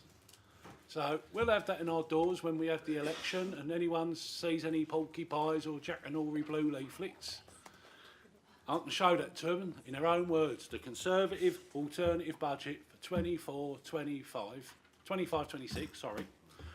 And one last thing, we're going to get moaned at for putting the council tax up by a mere few pennies each week, how it will break down. But that is to restore weekly bin collections. They can't say they're the party of tax raises or tax cuts. They know they've left the council in a terrible financial hole, and this modest council tax increase we're going for is needed to fix the hole, the hole they left in our budget. So I shall leave it there, Mr. Mayor. Thank you. Thank you, Councillor Smith. Oh, sorry. Thank you. Councillor Westwick. This is my first ever budget that I've ever obviously attended as a councillor. And whatever this rubbish is I'm holding in my hand is embarrassing for me to even read. Firstly, just like to address a few things to the opposition. Increase the grass cuts from 8 to 10 grass cuts per year. How comes when I was standing on this very spot, when I said and tried to pass it as a motion, none of you voted for it? Now, I would also like to remind you, when I was being very transparent in these chambers, talking about the residents of Pitsea South East that were getting hurt by getting caught in brambles and also playing on dangerous grasses, that again, none of you voted for it. I want to ask a question to you. Obviously, I'm not going to get an answer today. But do you actually care about your residents? Because from what I see on here, you don't. Thank you very much, Mr. Mayor. I thought I'd keep it short. Councillor Westwick. Councillor Harris. Thank you, Mr. Mayor. Mr. Mayor, I'm standing to speak on this amendment because of all the benefits it provides to my residents in Lee Chapel North. Oh wait, no. All the residents of Langdon, Basildon and Pitsea, where less than a year ago they had 5 out of 6 councillors. Oh wait, no, none of that either. I guess the substantive budget was so good in these towns that it needs no amendment. This amendment shows exactly where the opposition's focus lay. Keep the disastrous waste system that resulted in £2.3 million overspend and delivered terrible service to residents all across the borough, and instead funnel money into Wickford to keep Mark Francois happy. But let's go through what they're proposing. Bring back the crunch, which this administration's already done through the area committees. Pride teams in every area, which is being done through the area committees. Increasing grass cutting, which they cut in the first place. And a defibrillator in Wickford, which is a valiant proposal, but one which will cost £1,750 and could easily be done through the Wickford Area Committee. The committee chair sat right there, councillors. I'm sure if you have a word with him after the meeting, he'd be more than happy to add it to the next Wickford Area Committee agenda. Not only are they proposing all this unnecessarily, but they're proposing to scrap the area committees that these proposals could have been achieved through. Talk about shooting themselves in the foot. So I'm sorry, Councillor McGarren. After praising your excellent work in fixing the bins and my stated on the substantive, I'm left with no choice but to vote against your amendment. But at least you didn't go to the effort of bringing these proposals to the meeting just to chicken out of proposing them.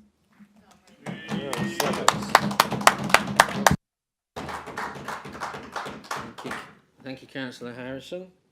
Councillor Yacoub.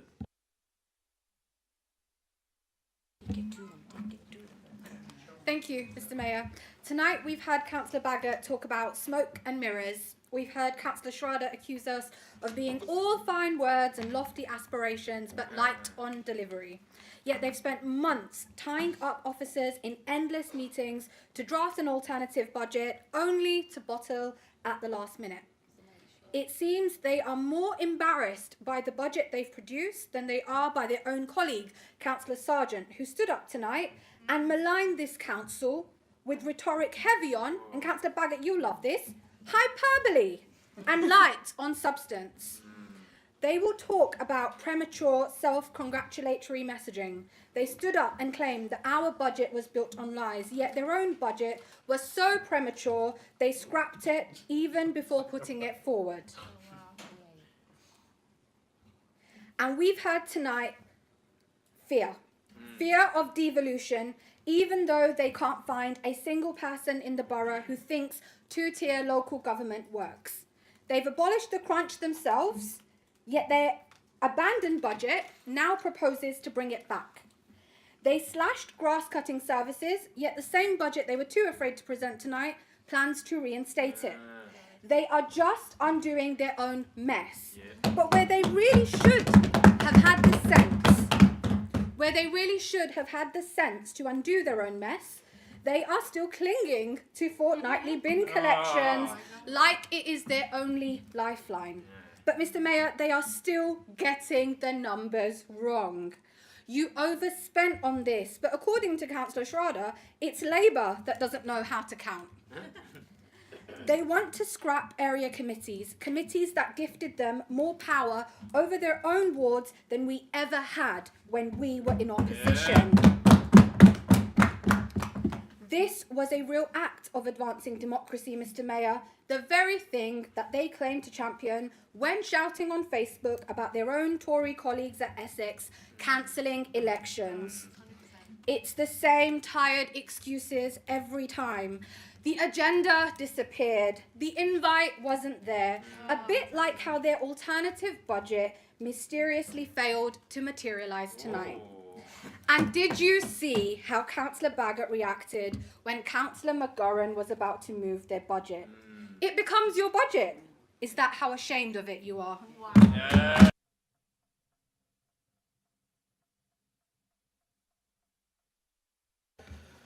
Thank you, Councillor Yacoub. Councillor Baggott. Thank you, Mr. Mayor. 'Cause all I've heard this evening since the break is risible debate and risible comments.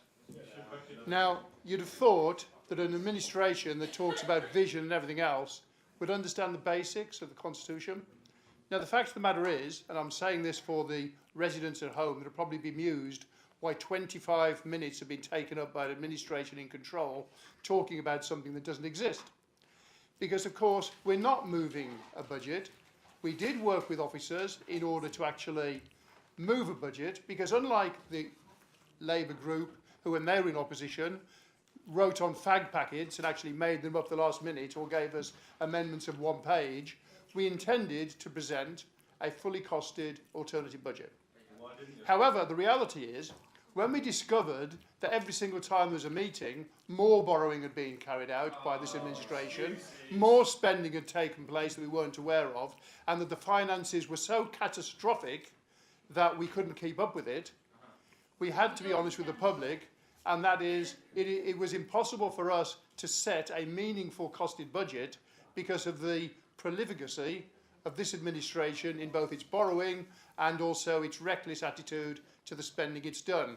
Proven tonight when they had a meeting, which I was not informed about, and democratically should have been informed about, so that they could have part 2 meeting behind closed doors, spending even more money, borrowing even more money at the taxpayers' expense. So for those residents that are watching, what they're asking now for us to do is they've taken a piece of paper which we're not going to move because we don't want to move it, and saying we'd like you to vote on something you're not going to move because we don't want to move it because we don't feel it's right, and therefore we wouldn't bring it to this chamber. So this is an administration that is going to con you, and all we've heard this evening is bins, bins, bins, bins, bins, because that's the only game they've got. It's the only game they've got in town. They've talked about vision. They've talked about their ambitions for Basildon. They've talked about promises. But their delivery is, and as it stands today, on the 13th of February 2025, what have they actually delivered? They have bought the Westgate Centre at huge cost of borrowing. They have delivered nothing. They have scrapped community schemes. They have scrapped the community wardens, putting the public at risk from a community safety point of view. They have scrapped the refurbishment of play areas. They have cut funding to hard-working volunteer organisations without the courtesy of even letting them know the funding has been cut. They have shamefully, one of the cabinet members made drinking gestures when twinning was being talked about, having hypocritically applauded the youth when they came here for their events in Callaghan House, having actually come here and been applauded by the same person that is then taking the mick and implying that all they do is go on a jolly. So this is a hypocritical administration now trying to move a shameful publicity stunt, and you have to ask why. Well, I'll tell you why. It's because they've got an item that's coming up they don't want to get to. A catastrophic failure of process, a catastrophic failure to the people on the local plan, a catastrophic failure of information to people that they needed and might have responded differently to on Regulation 18, and going back to their old ways of sprinkling travellers like fairy dust across this borough, which even the travellers admitted at the meeting of the sporting village they didn't want. But they're trying to get it through the back door by gerrymandering this process, by manipulating the procedure into talking for 25 minutes about something that doesn't exist. It's shameful, Mr. Mayor, and I'm quite surprised that the monitoring officer has actually allowed it to go this far.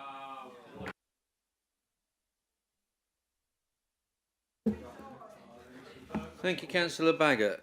Councillor Power.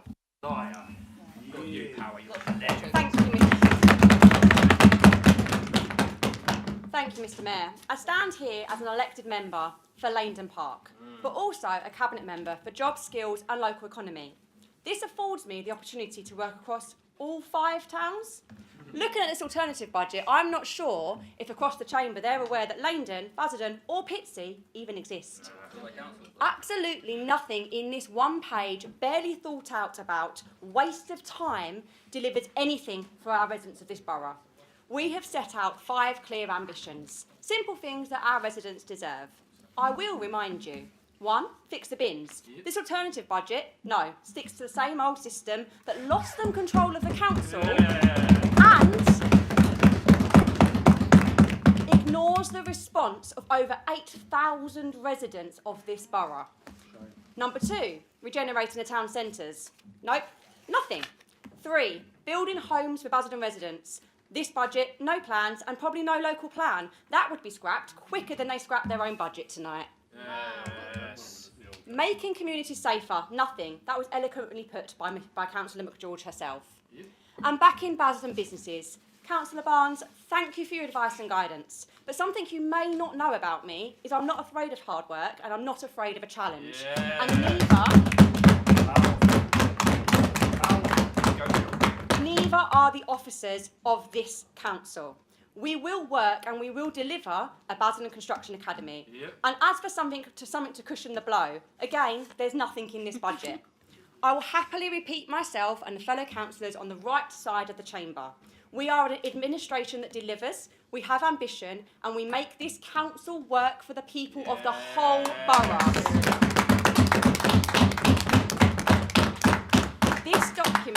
This document just proves how little you've done for the past 3 years and how little you plan to do for the future of Basildon. Thank you, Mr. Mayor. Thank you, Councillor Power. Councillor Myers, you indicated you wanted to speak in substantive. Do you wish to speak in the amendment as differently? Right, okay, thank you.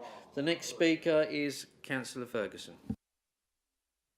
Thank you, Mr. Mayor.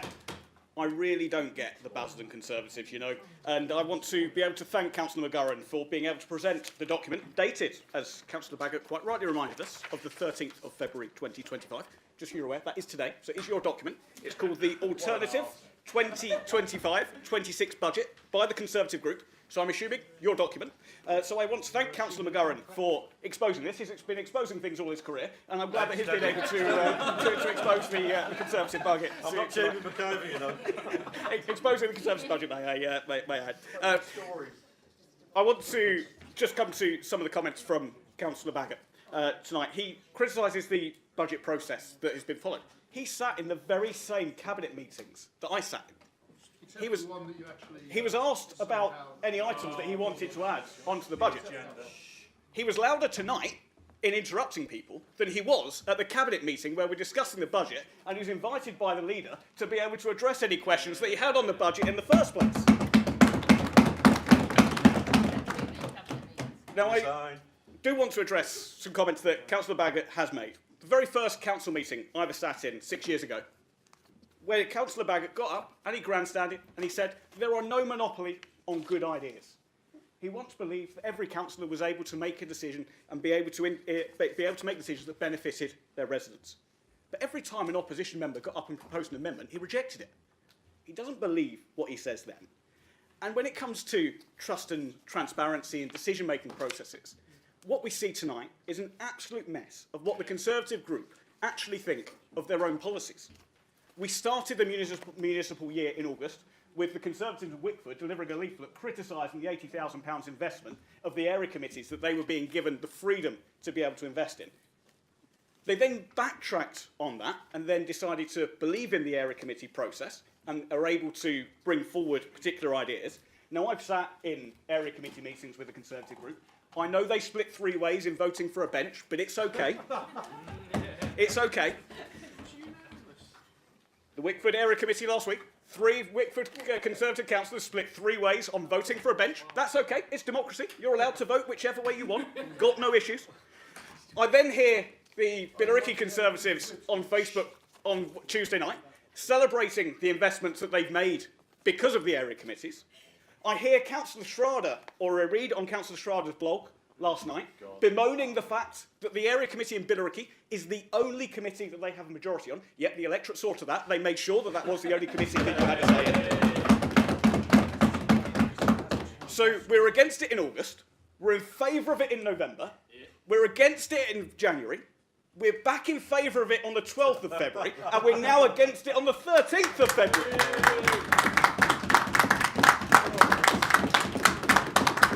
Now, I've been criticised tonight for some tough decisions that have had to be made. The tough decisions that I've made have put more power in all 42 members of this borough, so that all 42 members are able to make a decision on which community groups they wish to support and the investments that they wish to make within the borough. I've been criticised by the shadow community spokesperson for not going to scrutiny. I haven't received a single email or a single phone call all municipal year from the shadow community spokesperson. I listened in to the Community and Engagement Scrutiny Committee a couple of weeks ago, where some items that I was criticised for not bringing to scrutiny actually came to overview and scrutiny 2 weeks before. Maybe the leader of the group just didn't get the memo in terms of the questions they wanted to be able to ask in the first place. But it's always somebody else's fault. So tonight, we see what their alternative is. Criticising us all year. Standing up, making pointless statements, then when they get the opportunity to back it up in an alternative budget, it's not there at all. Making statements, empty promises, out of power, out of office, out of ideas, that's where you belong.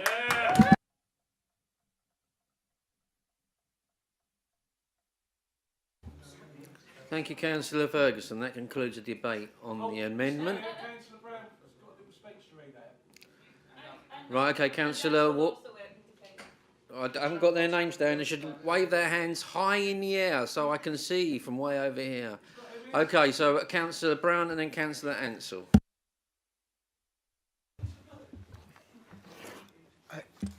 Thank you, Mr. Mayor. I just wanted to say that the reason that the Tories are probably against their own alternative budget is because it has nothing for Billericay in it. Thank you very much. Thank you, Councillor Brown. Councillor Ansell. Thank you, Mr. Mayor. Having read the Conservatives' attempt at an alternative budget, I can't understand what I don't want it to see the light of day this evening.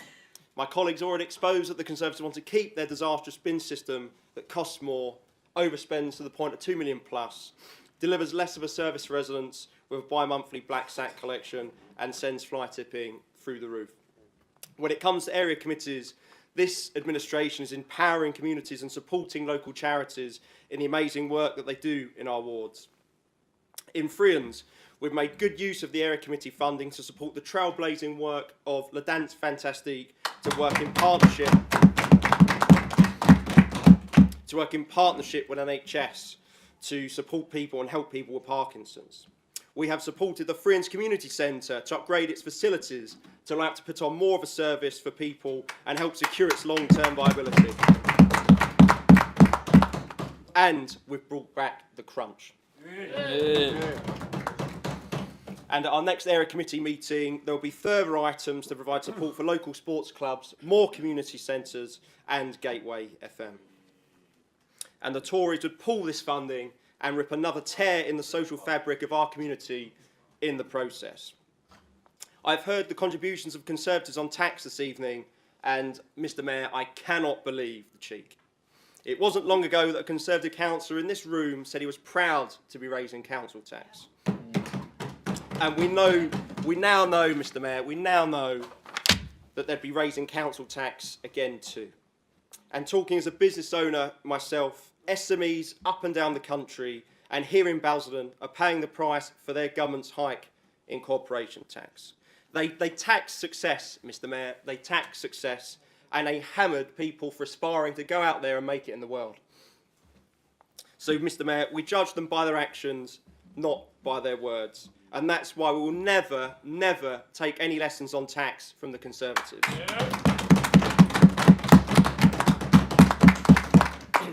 And Mr Mayor, throwing out the old quote that Labour run out of other people's money, well, I think everyone in Thurrock knows what party bankrupted their council. It was the Conservative Party. Tax raisers and bankrupters. Mr Mayor, and everyone in this borough who's paying more on their mortgage knows who crashed the economy. And that's why, Mr Mayor, last year they decided to turf out the Conservative Party, not just in Basildon, but in Britain as a whole. So needless to say, Mr Mayor, I'll be voting against the amendment. Thank you. Thank you, Councillor Ansell. We've now reached the end of the debate on the amendment. I shall move straight to the vote. He doesn't get to wind up, no. All those in favour, please indicate. All those against?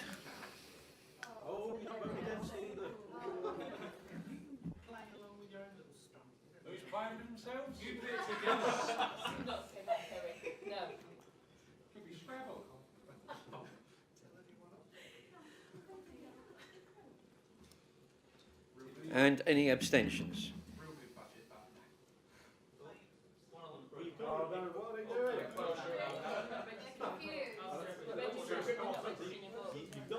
And I take it that, thank you. Thank you. Thank you. Well, this is not a conversation across. This is not a conversation across the room. Thank you. So, how many abstentions were there? Thank you. And I take it the those that haven't raised their hands in any are not voting. So that's fine. Thank you. The amendment falls. Going back to the substantive, Councillor McGeorge.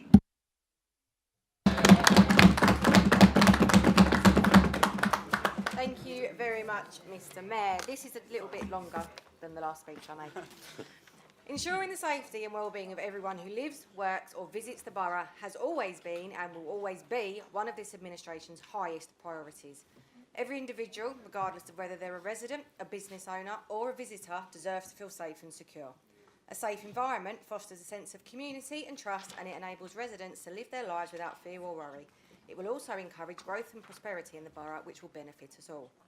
Over the past year, we have been working tirelessly on a variety of initiatives and programmes aimed at improving safety within our community. Our goal has always been to take a proactive approach, addressing issues before they become larger problems and ensuring the needs of vulnerable groups are met. As we look ahead to the next year, we remain fully committed to continuing these efforts and expanding our safety initiatives. Just yesterday, as the leader said earlier, we held our first ever Community Safety Summit.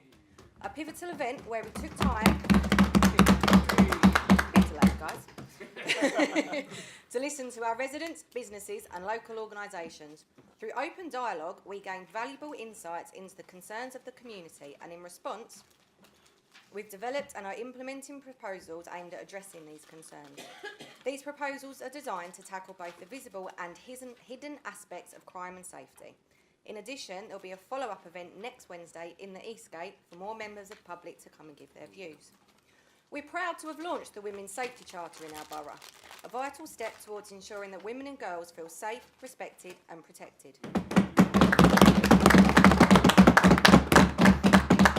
As part of this initiative, we submitted a bid for funding to implement the Make Space for Girls project, an initiative designed to empower young girls and women by providing safe spaces where they can access support, education and mentorship.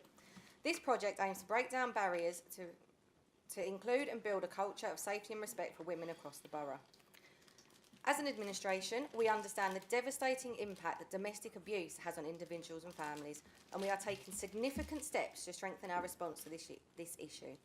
We are working towards gaining the Domestic Abuse Housing Alliance accreditation, otherwise known as DAHA, a crucial certification that ensures that we provide a safe and effective interventions in cases of domestic abuse. This accreditation is a mark of our commitment to delivering high-quality services for survivors while holding abusers to account.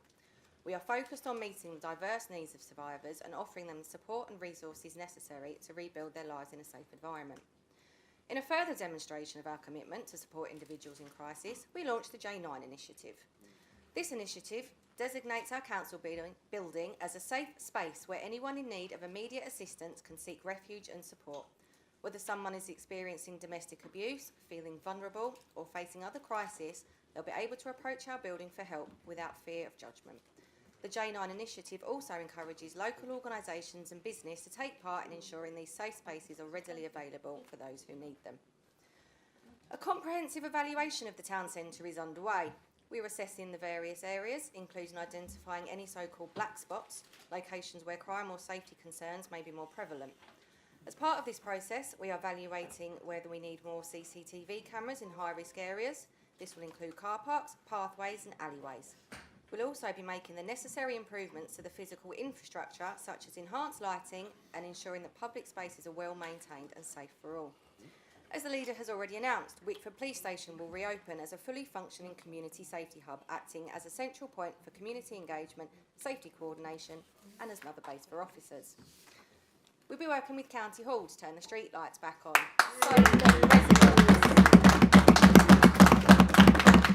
So many residents have said that lighting is an issue in their area, and we'll be looking to bring those back as soon as we can. So whilst the opposition may focus on the reduction of the community wardens as a point of concern, I believe it's crucial to acknowledge that the primary goal should be to prevent incidents from happening in the first place. In an ideal world, there'll be no need to react to crime because it simply wouldn't occur. That's why our administration is focused on creating proactive measures on addressing the root causes of crime and vulnerability before they escalate into larger issues. We're working tirelessly to create a borough where safety isn't just a reaction to crime, but a built-in foundational aspect of our community. Our work is far from over, but we're determined to continue making meaningful progress in ensuring that every person in our borough feels safe and supported. From tackling domestic abuse and enhancing women's safety to supporting at-risk youth and improving our town infrastructure, we're taking comprehensive steps to create a safer, stronger community for everybody.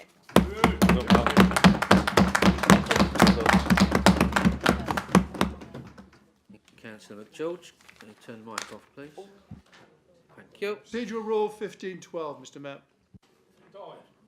I'll have to look that up, thank you. Point of order, yeah? Yeah. No, it's a procedural rule.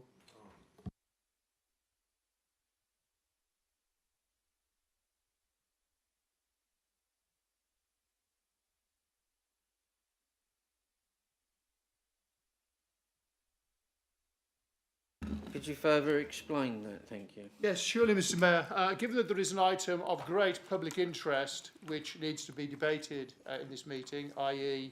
the amendment to the consultation for the local plan, I want to lift the guillotine so that the public can hear that debate taking place in all its glory. Okay, that is a vote that we'll vote on immediately. So, have you got a seconder? Deputy Councillor Blake.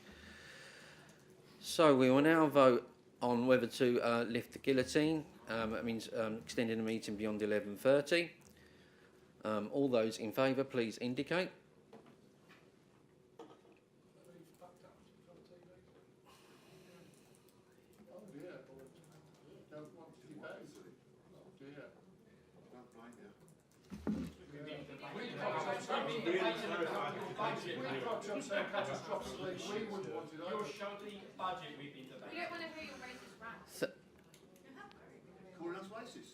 All those against, please indicate.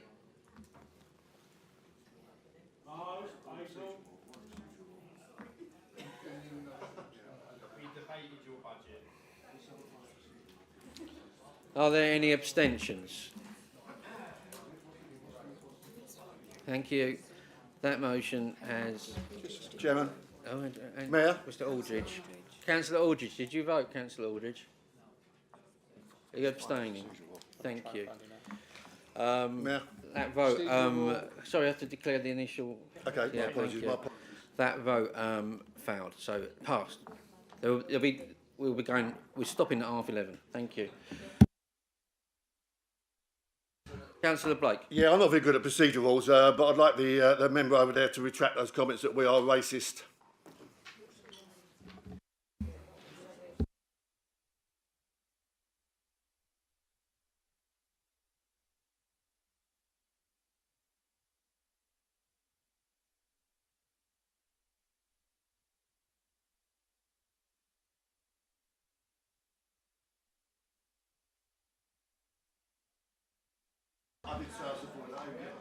Thank you, Councillor Blake. Councillor Yacoub. Do you wish to clarify your comments at this point? No.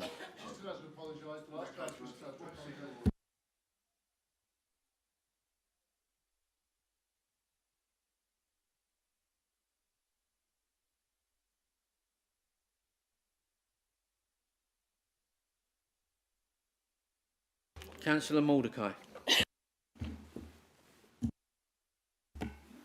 Thank you, Mr. Mayor. I really strongly object to being called a racist. Hang on. I'm Jewish, and I've just heard from the Labour side being called racist.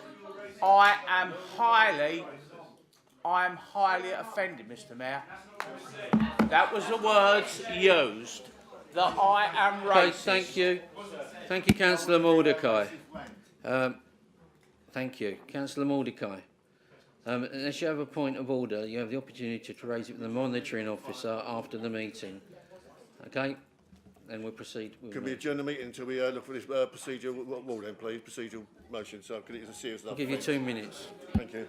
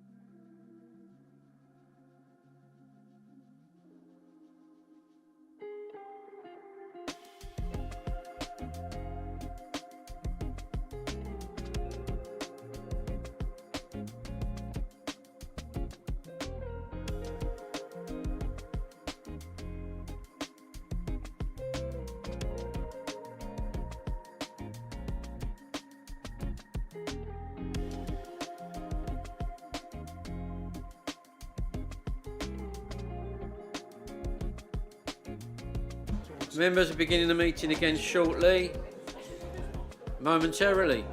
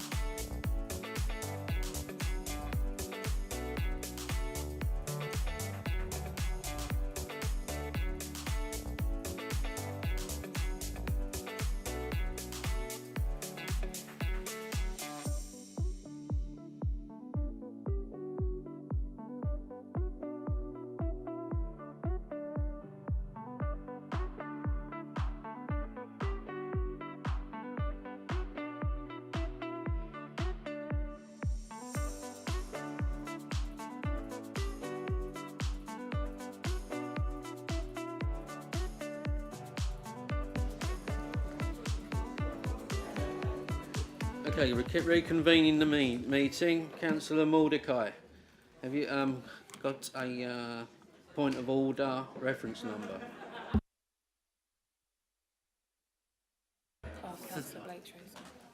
Thank you.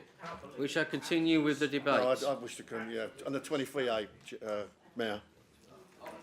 Councillor Blake? Under 23A. Thank you. I'll consult the monitoring officer.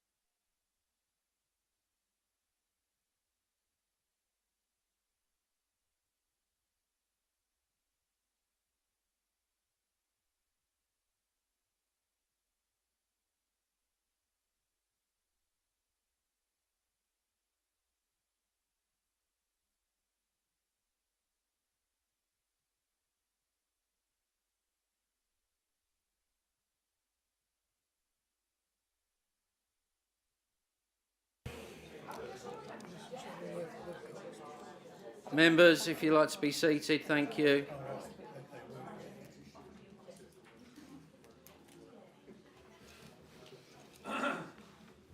Okay, under 23A is impugning improper motives and offensive behaviour. And I do not consider that to be offensive behaviour. Those are racist remarks, but that is not directed at anyone in general, so that it cannot be against the member. So I'll be moving on, that's my decision. Thank you.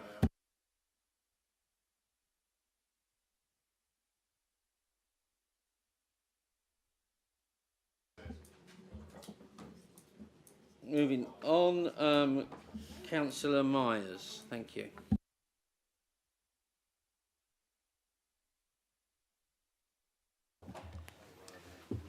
Thank you, Mr. Mayor, and all members this evening for the excitement on a Thursday evening. One thing in this budget that's not been spoken about is investment in parks. So I'd like to talk about them and about the work that happened under the previous Conservative administration, which should be looked on with pride across this chamber, with over 2.3 million spent on improving play areas to repair, renovate and improve them, and to make them inclusive for all children, and especially making them accessible for children who are disabled or neurodivergent. With consultation on play equipment at local schools that takes into account the needs of all children to allow parents and their children to enjoy play across our borough. Let's look at the work that has taken place over the larger parts of Lake Meadows in Billericay and Northlands Park in Pitsea, including the new skate parks that have gone on over there. Complete transformations that are well used by all residents.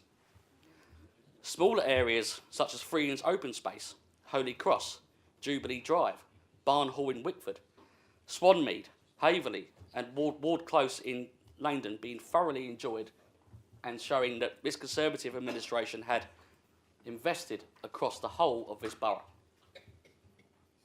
These fully delivered play areas have seen incredible use and good support from parents with sensory play items and wheelchair accessible play equipment.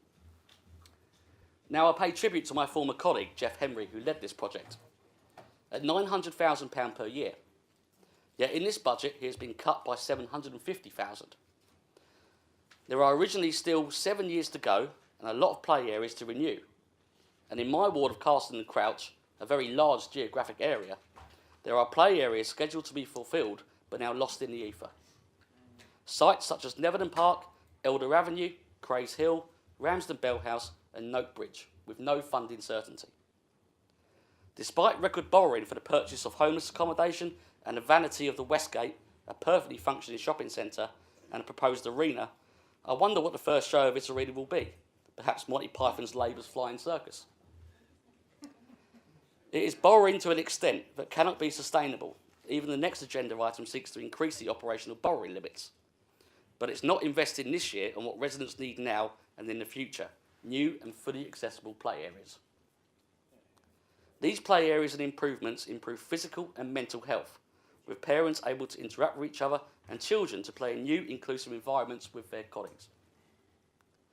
Now, of course, the area committees have some capital funding on top of what is currently being suggested of £150,000 on park infrastructure. Now, of course, park infrastructure is a very vague term and could be to do with not just play areas, but improvements to bins, benches and the like in our parks. And there was even cuts on the Cabinet member efficiency savings to play equipment of £33,000 this year, and parks and countryside funding cut by £200,000 a year. So I asked the Cabinet member while I was doing these calculations whether he appreciates the need and the usefulness and the desire for our play areas to be inclusive for all of our children across the borough and not to let them be run down in the future. Thank you, Mr. Mayor. Thank you, Councillor Myers. Councillor Blake.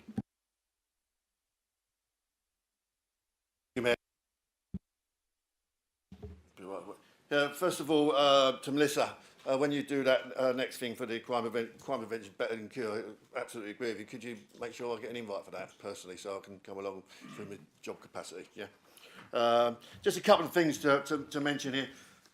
Jack was a little bit out of order, if you don't mind me saying, Jack, when you said we were doing nothing for the 75th, we don't care about the area. anyone in this room who will remember, we've done an awful lot for the 70th. We thought about very strongly of that, and we would have done something for the 75th. And I think you know that as well as anybody else. We've done an enormous amount of work. Yeah, so it's good. Good to see that the in-cab technology is going to be coming in to continue the good work that I started. We keep on hearing that it was never on the agenda. It was on the agenda. Absolutely no problems about that whatsoever. Councillor Cube and Councillor Baker. Councillor Cube says she's proud of everything in this budget, and Councillor Baker said Basildon Labour Party deliver on promises. Yeah. That is quite ironic. It's not actually true.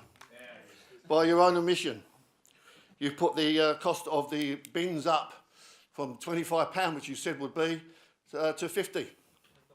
You also said the £50 bin for the initial one, you was going to reduce to 25. Where's that? Can't see that in any of your documentation. You said to the residents of this borough, the £50 charge that the Conservatives have put in, we will reduce to 25 for 5 years. That's what you put. What that actually means, the people that have been hit hard by that, and I won't pick on Billericay because everyone's NIMBYism or Billericay Council. Let's just pick on Wickford, for example. 6,500 residents actually have the one green bin. 500 more have more than one bin. Total charge to those residents, and bear in mind, you Wickford Council got to put you up there. Total charge to those residents for a promise that they said wouldn't happen. One is total charge of £175,000 being charged to the residents of Wickford, which this Labour Party said they wouldn't do. And if anyone needs any evidence of that, it's there in green. Quite clearly says there, Labour will cut the cost to £25 and freeze it for 5 years. So when you said earlier you don't break promises, a lie, a Labour lie. You've done it. You have broken your promise on this alone. And you've cost the residents just of Wickford £175,000, just them on their own. So I hope you're really proud of that. When everybody in here puts their hands up for the budget, what you are actually costing those people in those areas. Absolutely disgusting. I do welcome the part where the Business Council of Callaghan said regarding the businesses, putting investment into bricklayers and chippies and all that, and totally agree with that. I think it's great. I was, as you can probably tell, I was never that great at school, but I was very good at using my hands and becoming an engineer and a tool maker. So I don't think we do enough for apprentices, full stop. Kerry actually said as well, which quite interests me, that Ivy Verde, the house is all coming in-house. So Ivy Verde, do their members know that it's all coming in? It's actually coming in-house. I wasn't sure, maybe I'm wrong, I wasn't sure that decision actually been made. But tonight we heard that it has been made and it will be coming in-house, which is quite a surprise. Regarding the weekly collection of black bins, I still think it should be fortnightly. I'm absolutely adamant about that. It should still be fortnightly. No problems at all. I actually think what we'll actually see, what we'll actually see is recycling will go down. Absolutely. And we will also see the disposal going to waste, residual waste going to landfill. Our costs will go up. Now, I should be asking officers to let me know exactly where we are now for recycling and for residual waste. And as you quite rightly said, and I give credit to most of the governors, you'll be judged on how it comes about and you'll monitor it. And I hope you do, because it'd be very interesting to see what the outcome of that is. But what I will say, we heard tonight several times, they're proud of their budget, they don't do any lies at all, and yet here we are clearly showing Labour lies. Labour lies. And the people of Wickford, and Billericay and every other part of the borough are going to suffer because of Labour lies. Thank you.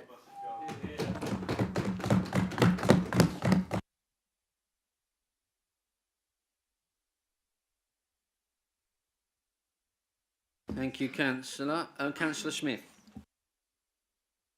Thank you, Mr. Chairman. I thought I'd hear what the Conservatives had to say with my brief about HAS and use this opportunity to respond.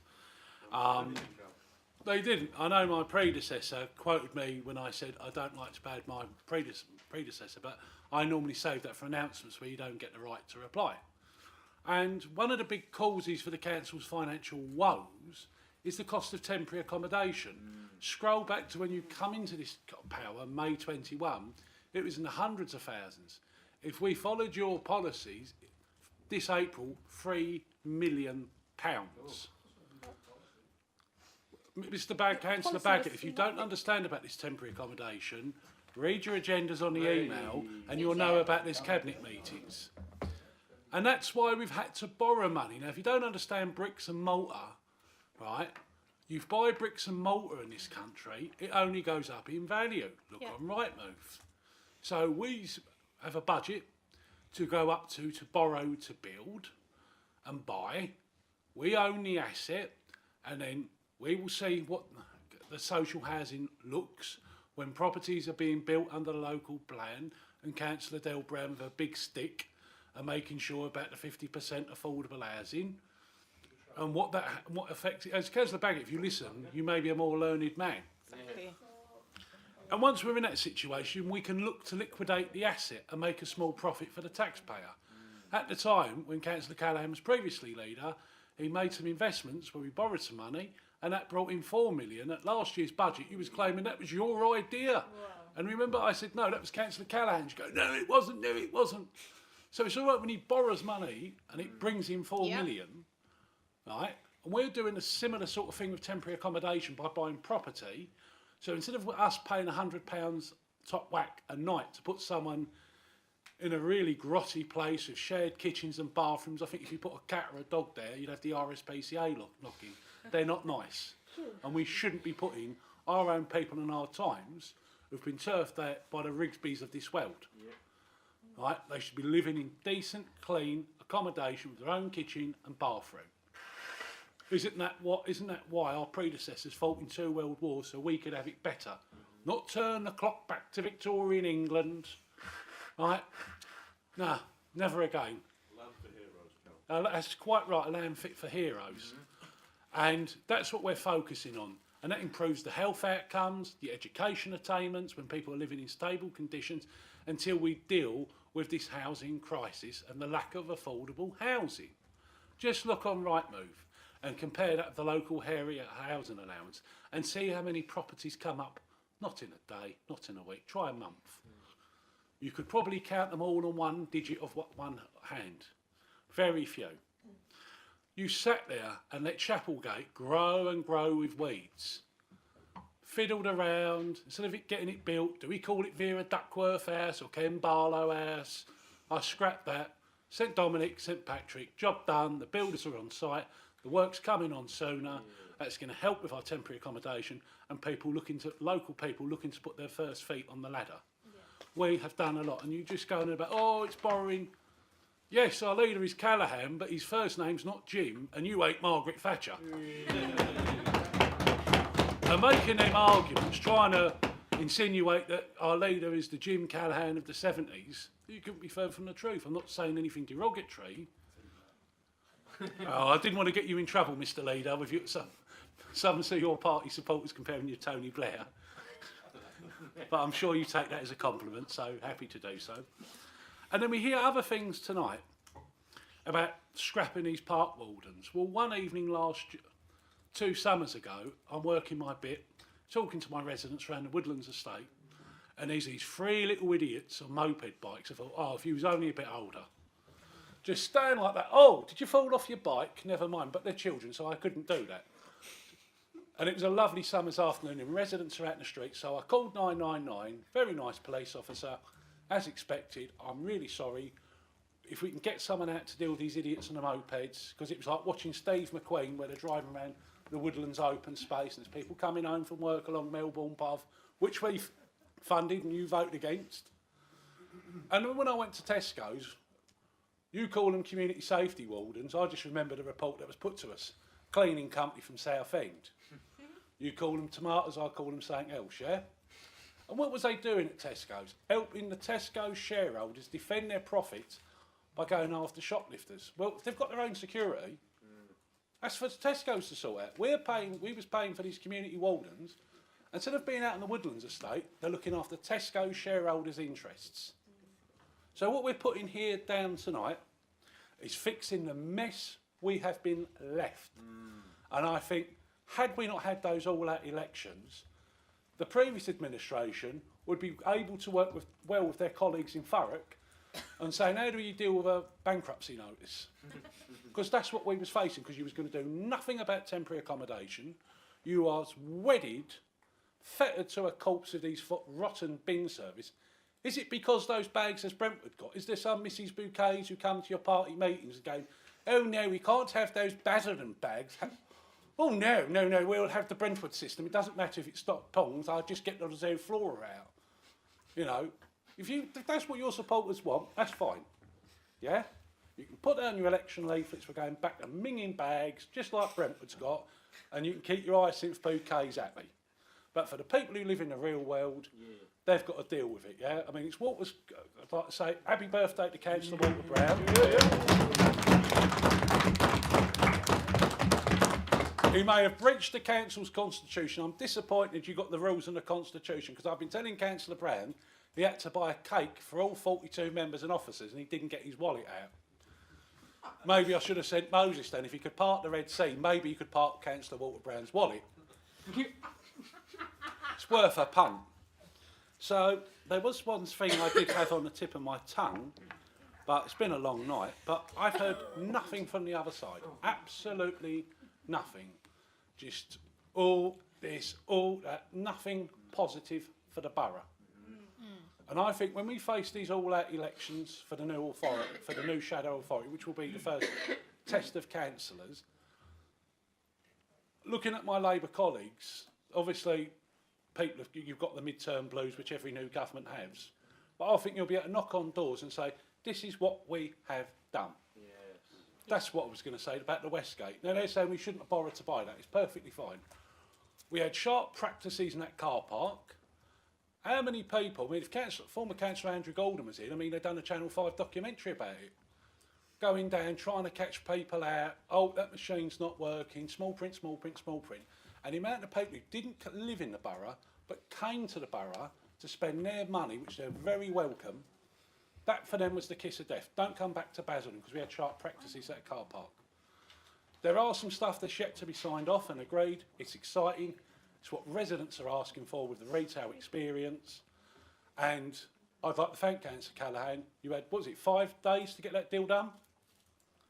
And the point Councillor Blake made about worried about recycling levels, I'm sure he'll agree with me. That wonderful directive signed by Donald Trump this week, banning plastic, ending the ban on plastic straws so people can buy a proper straw and not have their hot drink explode on them, as the President said, but they can get a McDonald's, they can have a proper straw and then put that in their recycling, right? And you'll get higher recycling with that when people have proper straws.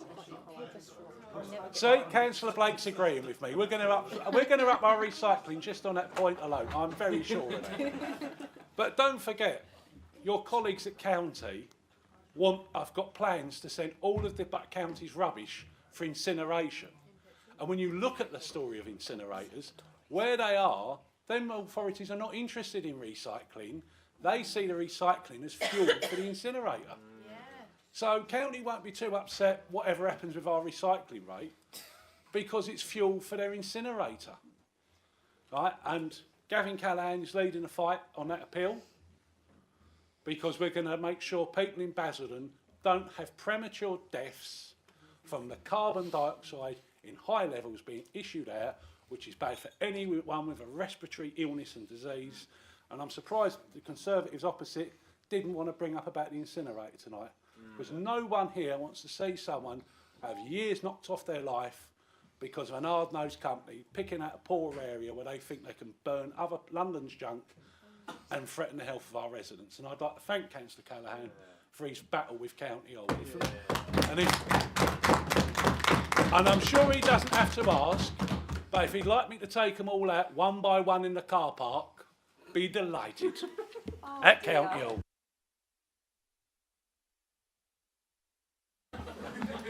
Thank you, Councillor Smith. Councillor Adele Brown.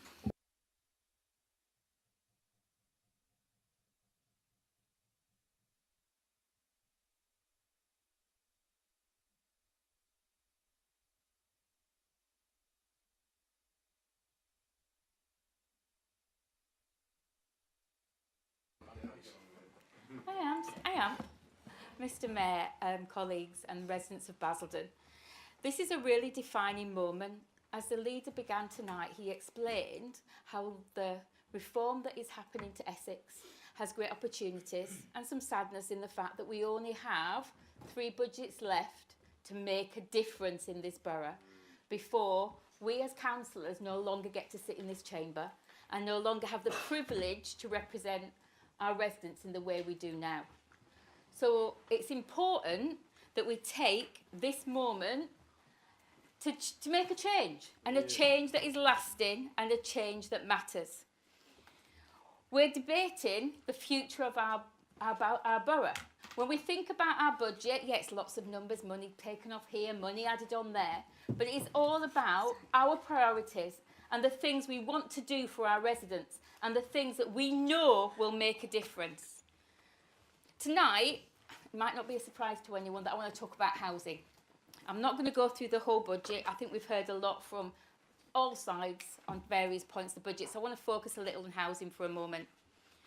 Because under this administration, we will prioritise, we will promise a home for every family, a future for every generation that starts with a secure home to live in.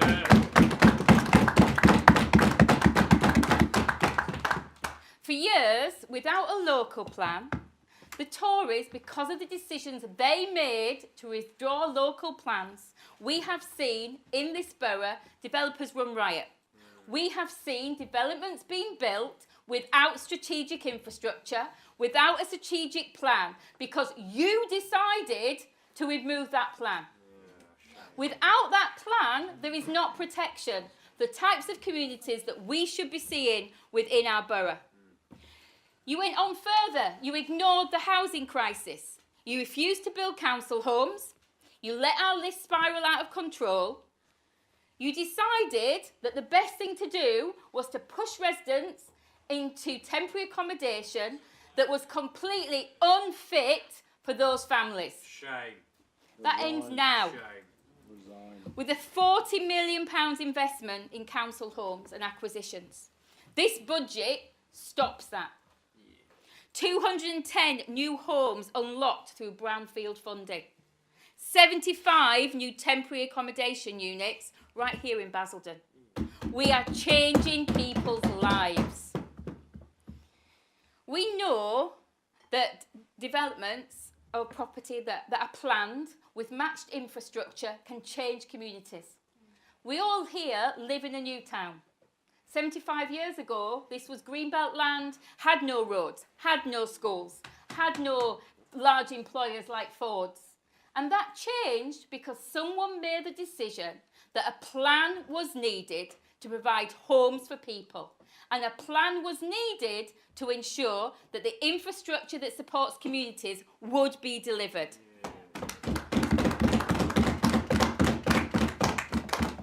We are making homes a priority, but homes for local people.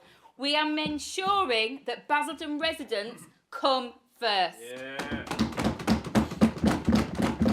The leader has already tonight explained why we're strengthening the Basildon First Charter, why we are ensuring that homes are marketed for the first 12 months to enable our local residents to have those first choice of properties. Our regeneration must also work for local people to help them get on the housing ladder. As we see further development, that gives us opportunities in terms of Section 106 monies.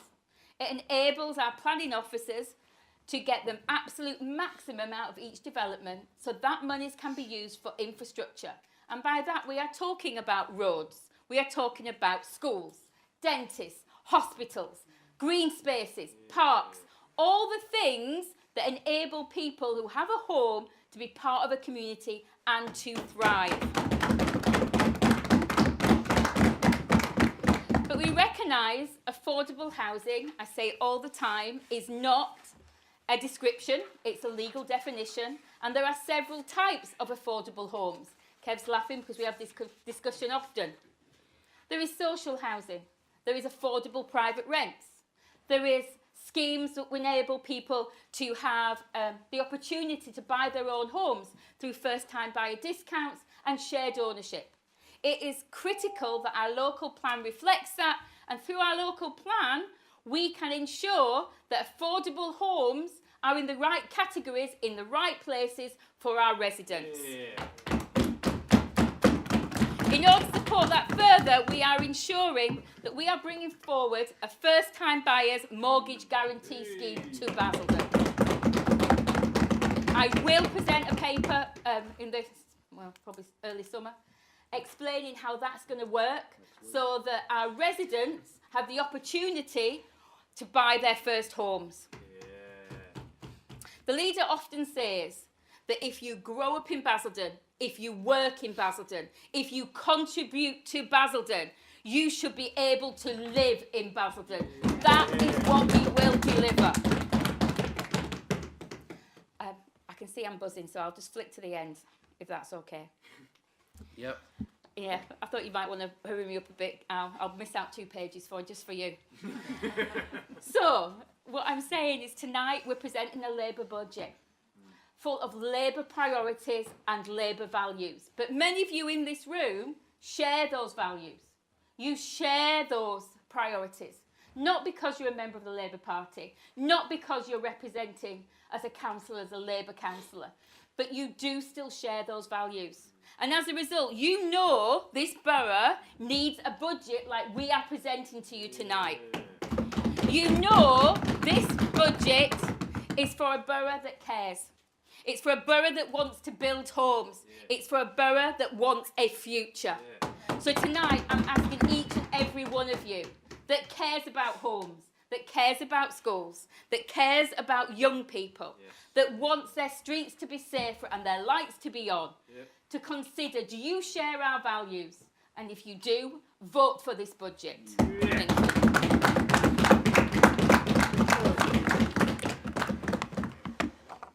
Thank you, Councillor Brown. At the end of the debate, Councillor Callaghan, you have 10 minutes to wind up. Thank you very much, Mr. Mayor.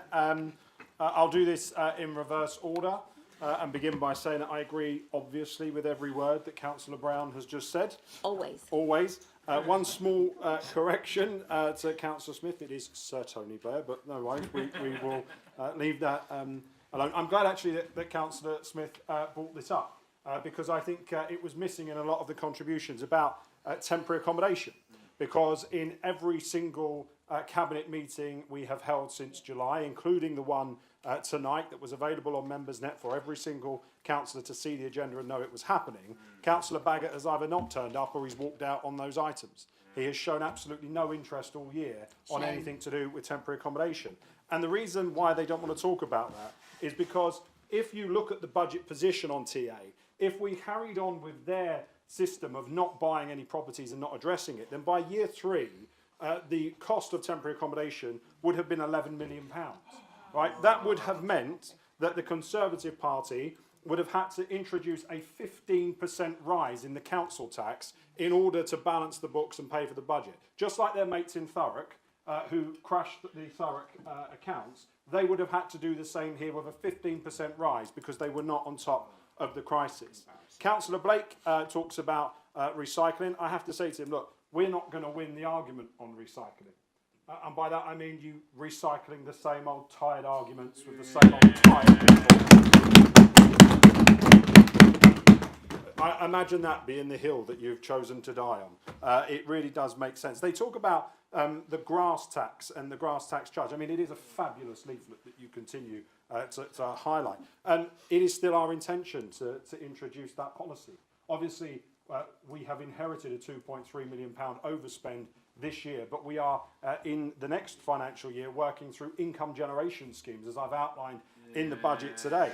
But I also note that in the alternative budget, there was no change to the grass charge changes. So whether you voted for the Conservative budget or the Independent and Labour budget, you would have ended up with the same cost in Wickford that you were alluding to there. So you didn't. He also seems to have a problem that it was a Scouser that has fixed the Mancunians' problem.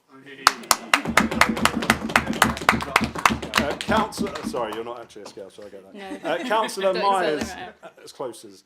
Councillor Myers talks about what will be the first show in the new arena. Well, it won't be Jurassic Park because the dinosaurs are already here for everybody to see. He is right, though, that we do all miss the videos of Jeff Henry and Craig Rimmer playing on children's equipment in parks. That was great fun to watch. Councillor McGeorge was right that prevent is always better, and that was something that came across well last night at the Community Safety Summit. Councillor Barnes, just a note here of caution when it comes to Councillor Smith. You are confusing populism with being popular. Councillor Ferguson summed it up well. Confused.com couldn't keep up with the Conservatives' view on area committees. Councillor Baker is right. Promises made, promises kept. I have to say, I thought that the best speech of the night was Councillor Emma Callaghan. Not biased. Not biased. It was a great maiden speech, and Casper did agree with every word of it. Councillor Harrison is right to talk about the chaotic Tories. Councillor Power was powerful in talking about visible leadership that we need. Councillor Palmer, an amazing maiden speech. Talking about the arts and culture. Councillor Sargent, there was a lot said, but one of the things that she said was that we have removed the money for side by side, and the whole purpose of side by side, I introduced it, was to foster greater community cohesion. Well, the election of a Reform MP tells you everything you need to know about the fact that that has not worked, right? And ironically, that wasn't the most stupid thing she said in her contribution tonight either. Councillor Schrader, lots in this. I do find it odd that they're talking about the debt position. They didn't bother to turn up, the leader didn't bother to turn up to Cabinet this evening. If he had done, then he would have known that we have reduced the debt by a considerable amount this evening with an action that we have taken. And let me say this really clearly, because they talk about the reserves position. There is over 30 million in the reserves, 18 million of which is unearmarked reserves. I will never take lessons from the Conservative Party about reserves when you lot gave £1.7 million in golden handshakes to officers that were booted out of this council. Taking that money out of reserves when it could have been spent on other things. Councillor Westwick was superb. Councillor Ferguson and Yakub, right to talk about data and all things AI. These guys couldn't spell it. Councillor Jeffrey, odd that he keeps talking about Morrison's. He keeps making things up about knowing emails that are on my desk and the chief exec's desk. I don't know if he has a source in the council, but whatever it is, he seems to be making it up as he goes along. And then finally, I want to address Councillor Baggott, because he talks about the fact that the £2.3 million overspend on waste wasn't real because that wasn't a real number. And of course, he is actually right. The overspend was around £2.9 million. The 2.3 million just refers to the overspend in the waste service. In their alternative budget, they didn't address the fact that actually it is more expensive to go with their system than it is to go with the new system that we're introducing on the 28th of April.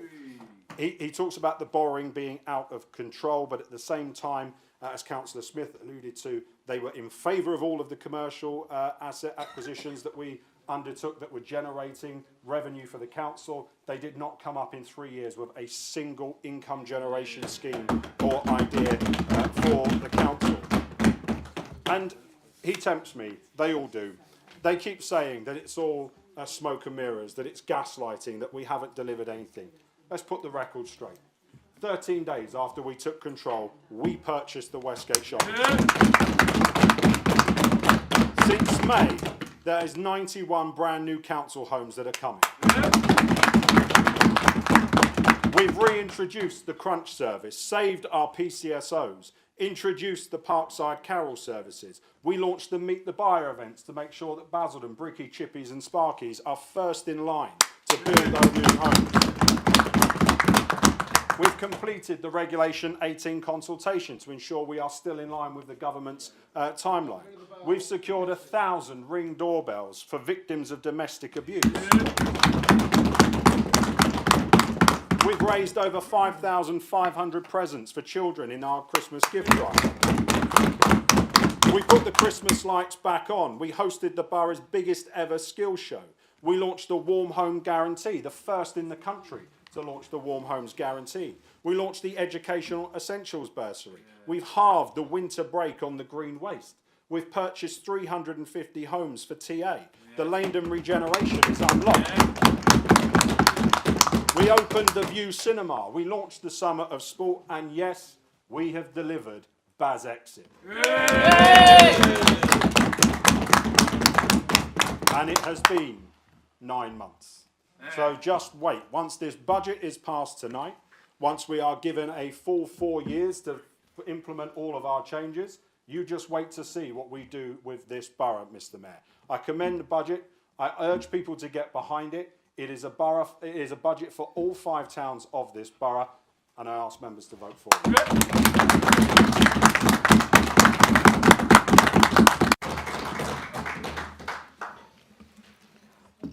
Thank you, Councillor Callaghan. We now proceed to the vote. The recommendations are on page 16 of the agenda. All those in favour, please show.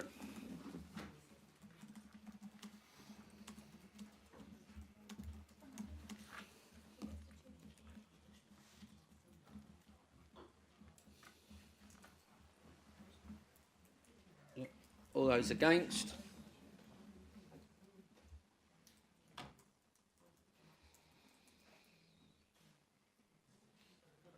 And any abstentions?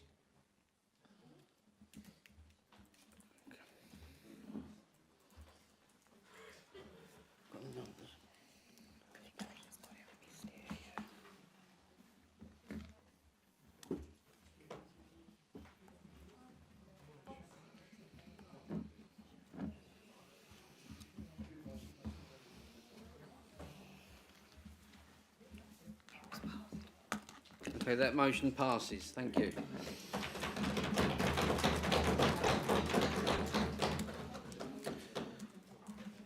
Moving on to item number 8. Capital and Investment Strategy Interim Report for 2024-2025. I now call on Councillor Callaghan, Leader of the Council, to present the report. He has up to 10 minutes. Well, Mr. Mayor, after that budget, which has gone through, a brilliant budget for the borough of Basildon, the community safety hub coming to Wickford High Street. Congratulate the one Wickford councillor that voted for it. Mr. Mayor, the report before members provides them with an update on our treasury management and capital strategy for the first half of this year. The report outlines how we're managing the council's finances, and as we have just debated long into the night, we're managing them superbly. Keeping an eye on risks and making sure we invest wisely in Basildon's future. Our capital programme this year is ambitious. The acquisition of the Westgate Shopping Centre, for example, was a major step in the regeneration of the town. I think I should just let people know more about that, because the regeneration of the Westgate has been the key domino that has meant that we have seen more investment in our town centre. Because we took the intervention we did with the Westgate, it has meant that in respect of other developments, we have seen almost £160 million of private sector money come into our town centre for the development of the Market pavement site. And we will be seeing the hoardings going up next week and the demolition work begin on that. So that investment that we have made in the Westgate has been critical.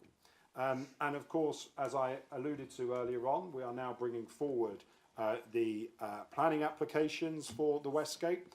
Central to that will be the investment that we will make in conjunction with the private sector for a multi-purpose arena in our town centre. and that, I think, is something that should be welcomed. It will attract money, it will attract people, it will attract jobs and businesses into Basildon Town Centre, giving people a reason to come to Basildon, and we are working hard to deliver that, and that is why the investment we made at the start of this year is so critical and important. Some of the other projects in the pipeline that we know about are the affordable housing, so the Cllr housing schemes that we're bringing forward. So there are hundreds of homes coming forward. We are looking at 91 of those being council properties at Chapelgate, as Councillor Smith was talking about earlier on, at Broadmain, and then into Pitsea. We've got more coming forward in Mill Green and in some areas throughout the course of this year as well. So the investment strategy will be updated accordingly. We have the ambulance hub as well as part of the investment strategy, which is critical up at the top of the Nethermain, helping to bring the ambulance service closer to the hospital, which will be something that they want as well. Our investments, and it was alluded to earlier on, I led the council back in 2019 to 2021 when we engaged in those commercial deals that we put through as a council. The Conservative Party voted against every single one of them. They are generating a significant return for the council. In fact, all of our investments are averaging a return of just under 4.5%, which, as we know, is helping to keep some of the services that our residents rely on going. Where would we be as a council if we had not done so much in terms of those commercial acquisitions? Those strategic investments, and I alluded to the fact that just this evening at Cabinet, and it was part 2 information, but this evening at Cabinet we debated one of those commercial investments, and we're sticking to the plan. CIPFA tells us that we have to look every year at disposal of assets and ways of reducing the council's debt, and we can say that we have done that, and we have acted prudently, and we have done well to keep the council's commercial portfolio in good shape. So overall, we are taking a balanced approach. I think it is worth saying that, as I said to council when we came forward with the amendment to the capital investment programme around the temporary accommodation monies that we were going to spend on acquiring new sites, every single site that we are acquiring has to have a sell-on value. So it has to have profit. It has to be something that if we no longer require it for temporary accommodation, once it has stabilised, we would be able to sell it on and make profit for the taxpayer. I don't want to do anything that is going to leave the council in negative equity. So I think, again, on the TA side of things, that's balanced. We'll see a reduction this year in the debt around Cllr housing as the Chapelgate development and some of those other developments come forward and are completed. Similarly, as I say, we are always looking at our commercial portfolio for disposals as well, Mr. Mayor. We have to be realistic about the challenges, interest rates, construction delays, build costs, and we are making sure that we are on top of all of those risks and opportunities. So, of course, it is challenging. I don't think any officer of the council or any elected member of the council wants to necessarily be elected to this place in order to play a state agent. That's not necessarily what we want to do, but because of 14 years of austerity and the savage cuts to local government finance from David Cameron and George Osborne and Liz Truss, you know, all of those smash hits that we all had to deal with, we've been left in a position where the council is having to do this. I hope, not linked to this, but I hope that there might be movement on the HRA borrowing cap as well, which might enable us to do some more stuff around council housing. But, Mr. Mayor, I think, in short, we are focused on keeping the council's finances stable whilst making long-term investments that will benefit the whole community. I commend this to council. Thank you.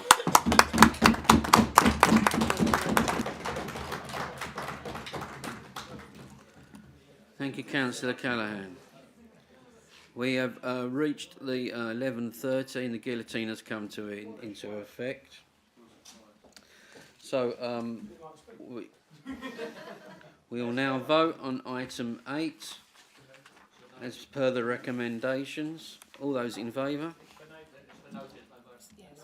Oh yeah. Yes, for noting. It's on the second page. Okay. Item number 9, appointment of the council's monitoring officer. Formally moved. Do you formally move? Formally moved. Thank you. All those in favour, please indicate.